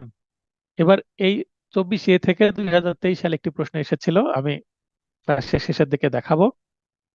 এখানে দেখেন যে একটা পয়েন্ট আছে, বাংলা করলে কথিত বা লিখিত বা প্রতীক বা ঘৃণা বা বৈরিতার মাধ্যমে রাষ্ট্রদ্রোহিতা যদি করে তাহলে সেটার শাস্তি হবে যাবজ্জীবন কারাদণ্ড অথবা একটু কম হতে পারে প্লাস অর্থদণ্ড, অথবা অনূর্ধ্ব 3 বছর সশ্রম কারাদণ্ড বা বিনাশ্রম কারাদণ্ড প্লাস অর্থদণ্ড। এখন বলতে পারেন একটাই তো সেকশন, তাহলে দুইটা সাজার বিধান কেন রাখা হলো? এখন যদি রাষ্ট্রদ্রোহিতা যদি বড় ধরনের কাণ্ড করে তাহলে বড় অপরাধ হয়ে গেল, তখন ওই যাবজ্জীবন বা কিছুটা কম দিবে। অথবা যদি ছোটখাটো অপরাধ করে তাহলে অনূর্ধ্ব 3 বছর পর্যন্ত দেওয়া যাবে। অর্থাৎ বড় ক্যাটাগরির রাষ্ট্রদ্রোহিতা হলে বড় সাজা, ছোট ক্যাটাগরির হলে ছোট সাজা। এখন ইংলিশ একটা পয়েন্ট আছে, আমি সেন্টেন্সটা পড়ি ইংলিশে। Whoever by words either spoken or written or by sign or by visible representation or otherwise, অন্য কোনো ভাবে, brings or attempt to bring into hatred অর্থাৎ ঘৃণা or contempt অর্থাৎ বৈরিতা or excites or attempt to excites dis disaffection। এখানে দেখেন একটা underline করে দিয়েছি যে towards the government, towards the government অর্থাৎ সরকারের বিরুদ্ধে। এখানে সেডিশনের বাংলা হচ্ছে রাষ্ট্রদ্রোহিতা, মানে রাষ্ট্রের বিরুদ্ধে বিদ্রোহ করা, রাষ্ট্রের বিদ্রোহ করা রাষ্ট্রের বিরুদ্ধে, তাহলে রাষ্ট্রদ্রোহিতা সেটা সেডিশন। তো মনে হতে পারে সরকারের বিরুদ্ধে কি আহ বৈরিতা প্রকাশ করা বা বিদ্বেষ প্রকাশ করা রাষ্ট্রের বিরুদ্ধে, কিন্তু এই যে নিচে একটা লাইন দিয়ে দিয়েছি, বিদ্রোহ মূলত, রাষ্ট্রদ্রোহ মূলত সরকার বা সরকারের কোনো কর্মকাণ্ডের প্রতি বিদ্বেষ, ঘৃণা বা বৈরিতার প্রকাশ। দেখেন এখানে যে প্রশ্নটা এসেছিল সেটাতে অপশন দিয়েছে কি সরকার এর প্রতি, সরকারের প্রতি বিদ্বেষ, রাষ্ট্রের প্রতি বিদ্বেষ, রাষ্ট্রপতির প্রতি বিদ্বেষ, এভাবে কনফিউশন তৈরি করেছে। তো অনেকে মনে করবে এটা রাষ্ট্রদ্রোহিতা, তাহলে রাষ্ট্রের প্রতি বিদ্বেষ, তাই রাষ্ট্রের প্রতি বিদ্বেষ দিয়ে এটা নেগেটিভ মার্কিং হয়ে যাবে।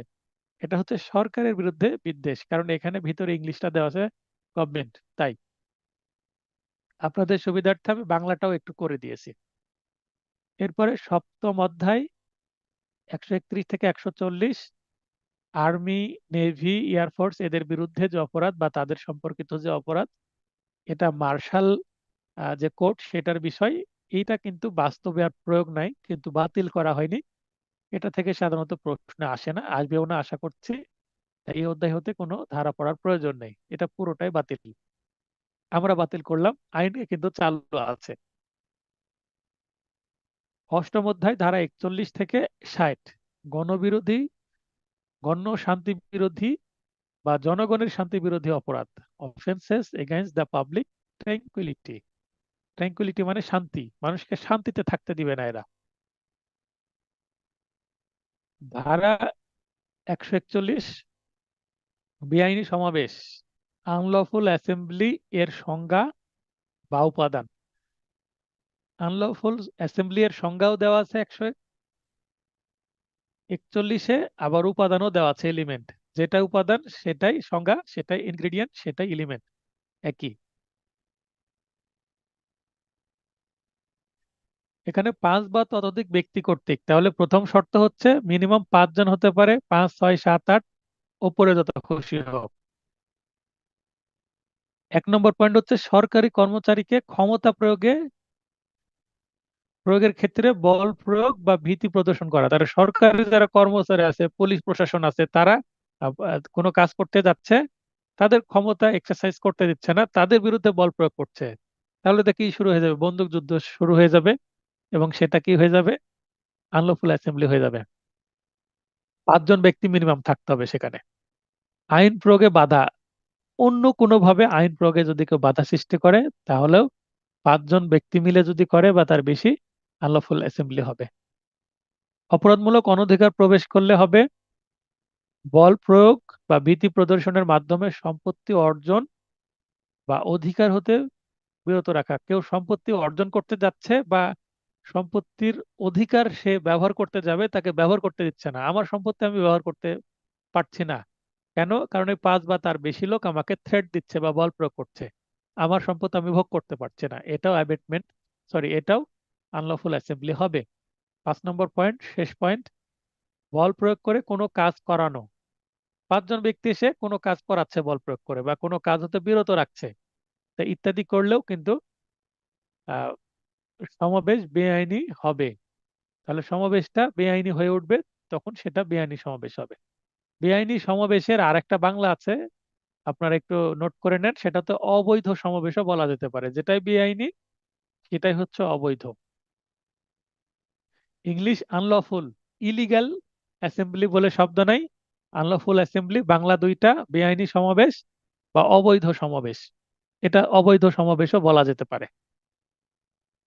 ব্যাখ্যা, an assembly which was not unlawful when it assembled, অর্থাৎ একটি সমাবেশ শুরুতে বেআইনি না থাকলেও may subsequently become an unlawful assembly, পরবর্তীতে বেআইনি সমাবেশে পরিণত হতে পারে।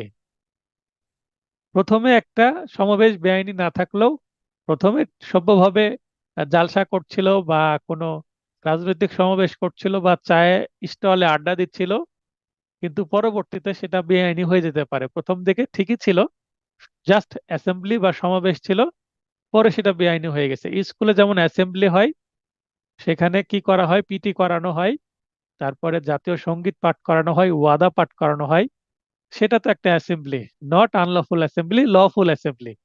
কিন্তু সেটাতে যদি কোনো বিশৃঙ্খলা সৃষ্টি হয় এবং এই 5টি কাজের একটি কাজ যদি 5 জন বা তার বেশি লোক করে ফেলে, সেটা আনলফুল অ্যাসেম্বলি হয়ে যেতে পারে। সেটা স্কুলের কোনো অ্যাসেম্বলিও আনলফুল অ্যাসেম্বলি পরবর্তীতে পরিণত হতে পারে।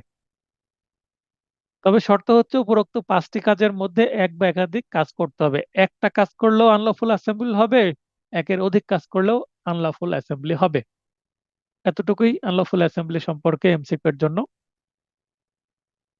ধারা 142, বেআইনি সমাবেশের সদস্য, being member of unlawful assembly, জেনে বুঝে ইচ্ছাকৃতভাবে বেআইনি সমাবেশে যোগদান করলে তাকে বেআইনি সমাবেশের সদস্য হিসেবে গণ্য করা হবে। তার মানে জেনে বুঝে এখানে থাকলে আমার এই সমস্যা হতে পারে, একটা বিশৃঙ্খলা হতে পারে, এটা লফুল না আনলফুল, এটা জেনেও যদি সেখানে আমি থাকি, তাহলে আমি আনলফুল অ্যাসেম্বলির সদস্য হব।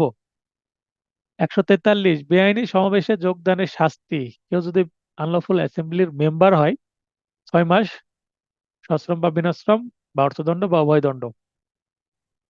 144, মারাত্মক অস্ত্রে সজ্জিত হয়ে বেআইনি সমাবেশের সদস্য যদি হয়, তাহলে শাস্তি হবে 2 বছর, 6 মাস থেকে বেড়ে 2 বছর হয়ে যাবে, 4 গুণ হয়ে যাবে। 145, ছত্রভঙ্গ করার নির্দেশের পরও পুলিশ বলল এটা আর সাধারণ সমাবেশ নাই, এটা এখন বেআইনি সমাবেশ হয়ে গেছে, আপনারা যার যার বাড়িতে চলে যান, এটা বলার পরও কেউ যদি এই বেআইনি সমাবেশে অবস্থান করে পুলিশের কথা না শুনে, তাহলে সেটা 2 বছর হয়ে যাবে। তার মানে মারাত্মক অস্ত্রে থাকলেও 2 বছর, আর ছত্রভঙ্গ করে দেওয়ার পরেও থাকলে 2 বছর। ছত্রভঙ্গ করে দিলে সেখানে মারাত্মক অস্ত্র থাক বা না থাক, এই যে 6 মাস থেকে কনভার্ট হয়ে 2 বছরে চলে যাবে। তার মানে 4 গুণ হয়ে যাবে সাজা। 146 দাঙ্গা, রায়োটিং এর সংজ্ঞা। দাঙ্গা মূলত অহিংস বেআইনি সমাবেশকে বোঝায়। ফোর্স অর ভায়োলেন্স ইউজড, যেখানে ফোর্স এবং ভায়োলেন্স ব্যবহার করা হয়, অর্থাৎ সহিংস হয়ে ওঠে যেটা, সেটাই হচ্ছে দাঙ্গা। তার মানে বেআইনি সমাবেশ আর দাঙ্গার মধ্যে কোনো এলিমেন্টারি পার্থক্য নাই। জাস্ট এই পানির মধ্যে যেমন 1 ফোঁটা রং দিলে সেটা রঙিন হয়ে যায়, তেমন বেআইনি সমাবেশের মধ্যে একটু সহিংসতা চলে আসলে সেটা কি হয়ে যাবে, দাঙ্গা বা রায়োটিং হয়ে যাবে। একই। তাহলে যদি প্রশ্ন করা হয় যে দাঙ্গার হতে হলে ন্যূনতম সদস্য কতজন হতে হবে, কে উত্তর দিবেন? কত হবে দাঙ্গার ন্যূনতম সদস্য? কত? কে জেগে আছে দেখি, না সবাই ঘুমাই গেছে? হাত উত্তোলন করেন। ইমরান ভাই জেগে আছেন। হ্যাঁ, ইমরান খান লাইনে আসেন। জি স্যার। স্যার ন্যূনতম কতজন? 5 জন সদস্যই। 5 জন। 5 জন। কারণ একই জিনিস। ও বেআইনিরও জাস্ট 5 জন। জি স্যার। হ্যাঁ, বেআইনি সমাবেশ আর দাঙ্গা একই জিনিস, জাস্ট সহিংস হয়ে উঠলে সেটা হয়ে যাবে। মনে করেন, তাহলে মনে হতে পারে যে মারাত্মক অস্ত্রে সজ্জিত যদি বেআইনি সমাবেশ হয়, 144 আর 146 তো কাছাকাছি হলো। কাছাকাছি না, মারাত্মক অস্ত্র হাতে নিয়ে আছে, মনে করুন অস্ত্র সাথে আছে, সেটা তো আর ব্যবহার করছে না। তো সাথে নিয়ে থাকলে বেআইনি সমাবেশ হবে, 144 ধারায় 2 বছরের জেল। কিন্তু এই দেখা যাচ্ছে মারাত্মক অস্ত্র থাক আর না থাক, হাত দিয়েও যদি বিশৃঙ্খলা তৈরি করে, দাঙ্গা শুরু হয়, সহিংস হয়, মানে হাত দিয়ে একজন আরেকজনকে মারা শুরু করে দিল, বা হাত দিয়ে পা দিয়ে কোনো সরকারি বা বেসরকারি কোনো সম্পত্তি যদি নষ্ট করতে থাকে, মিসচিপ করতে থাকে, তাহলে সেটা সহিংস হয়ে গেল, ক্ষতি সাধন হচ্ছে এই সমাবেশের মাধ্যমে, পাবলিক প্রপার্টি আর প্রাইভেট প্রপার্টি। তাহলে তো সেটা দাঙ্গা হয়ে যাবে, সেটা সহিংস হয়ে যাবে। সহিংসতা হতে হলে হলে ভায়োলেন্স তৈরি হবে, ফোর্স তৈরি হবে। তো সেটাই দাঙ্গা। তাহলে 144-এ অস্ত্র থাকবে, সেটা ব্যবহার হবে না, কিন্তু 146-এ অস্ত্র থাকা না থাক সমস্যা সৃষ্টি হচ্ছে, অর্থাৎ দাঙ্গা সৃষ্টি হচ্ছে। 147 দাঙ্গার শাস্তি হচ্ছে 2 বছর। 148 মারাত্মক অস্ত্রে সজ্জিত হয়ে দাঙ্গার শাস্তি, অর্থাৎ মারাত্মক অস্ত্র আছে এবং সেটা নিয়ে কি করছে, হয়তোবা দোকানপাট ভেঙে ফেলছে। বেআইনি সমাবেশ যদি দোকানপাট ভেঙে ফেলে, দেখবেন এটা করে অনেক সময়, দোকানপাট রাস্তাঘাট ভেঙে ফেলে, রাস্তাঘাট ক্ষতিগ্রস্ত করে, ট্রেন লাইন উপড়ে ফেলে, তখন সেটা হয়ে যাবে মারাত্মক অস্ত্রে সজ্জিত হয়ে দাঙ্গা। যদি অস্ত্র থাকে, দেখা দেশীয় অস্ত্র হোক বা দেখা যাচ্ছে যে আর্মস, তাহলে কিন্তু 148 ধারার অপরাধ হবে, অনূর্ধ্ব 3 বছর সাজা হবে।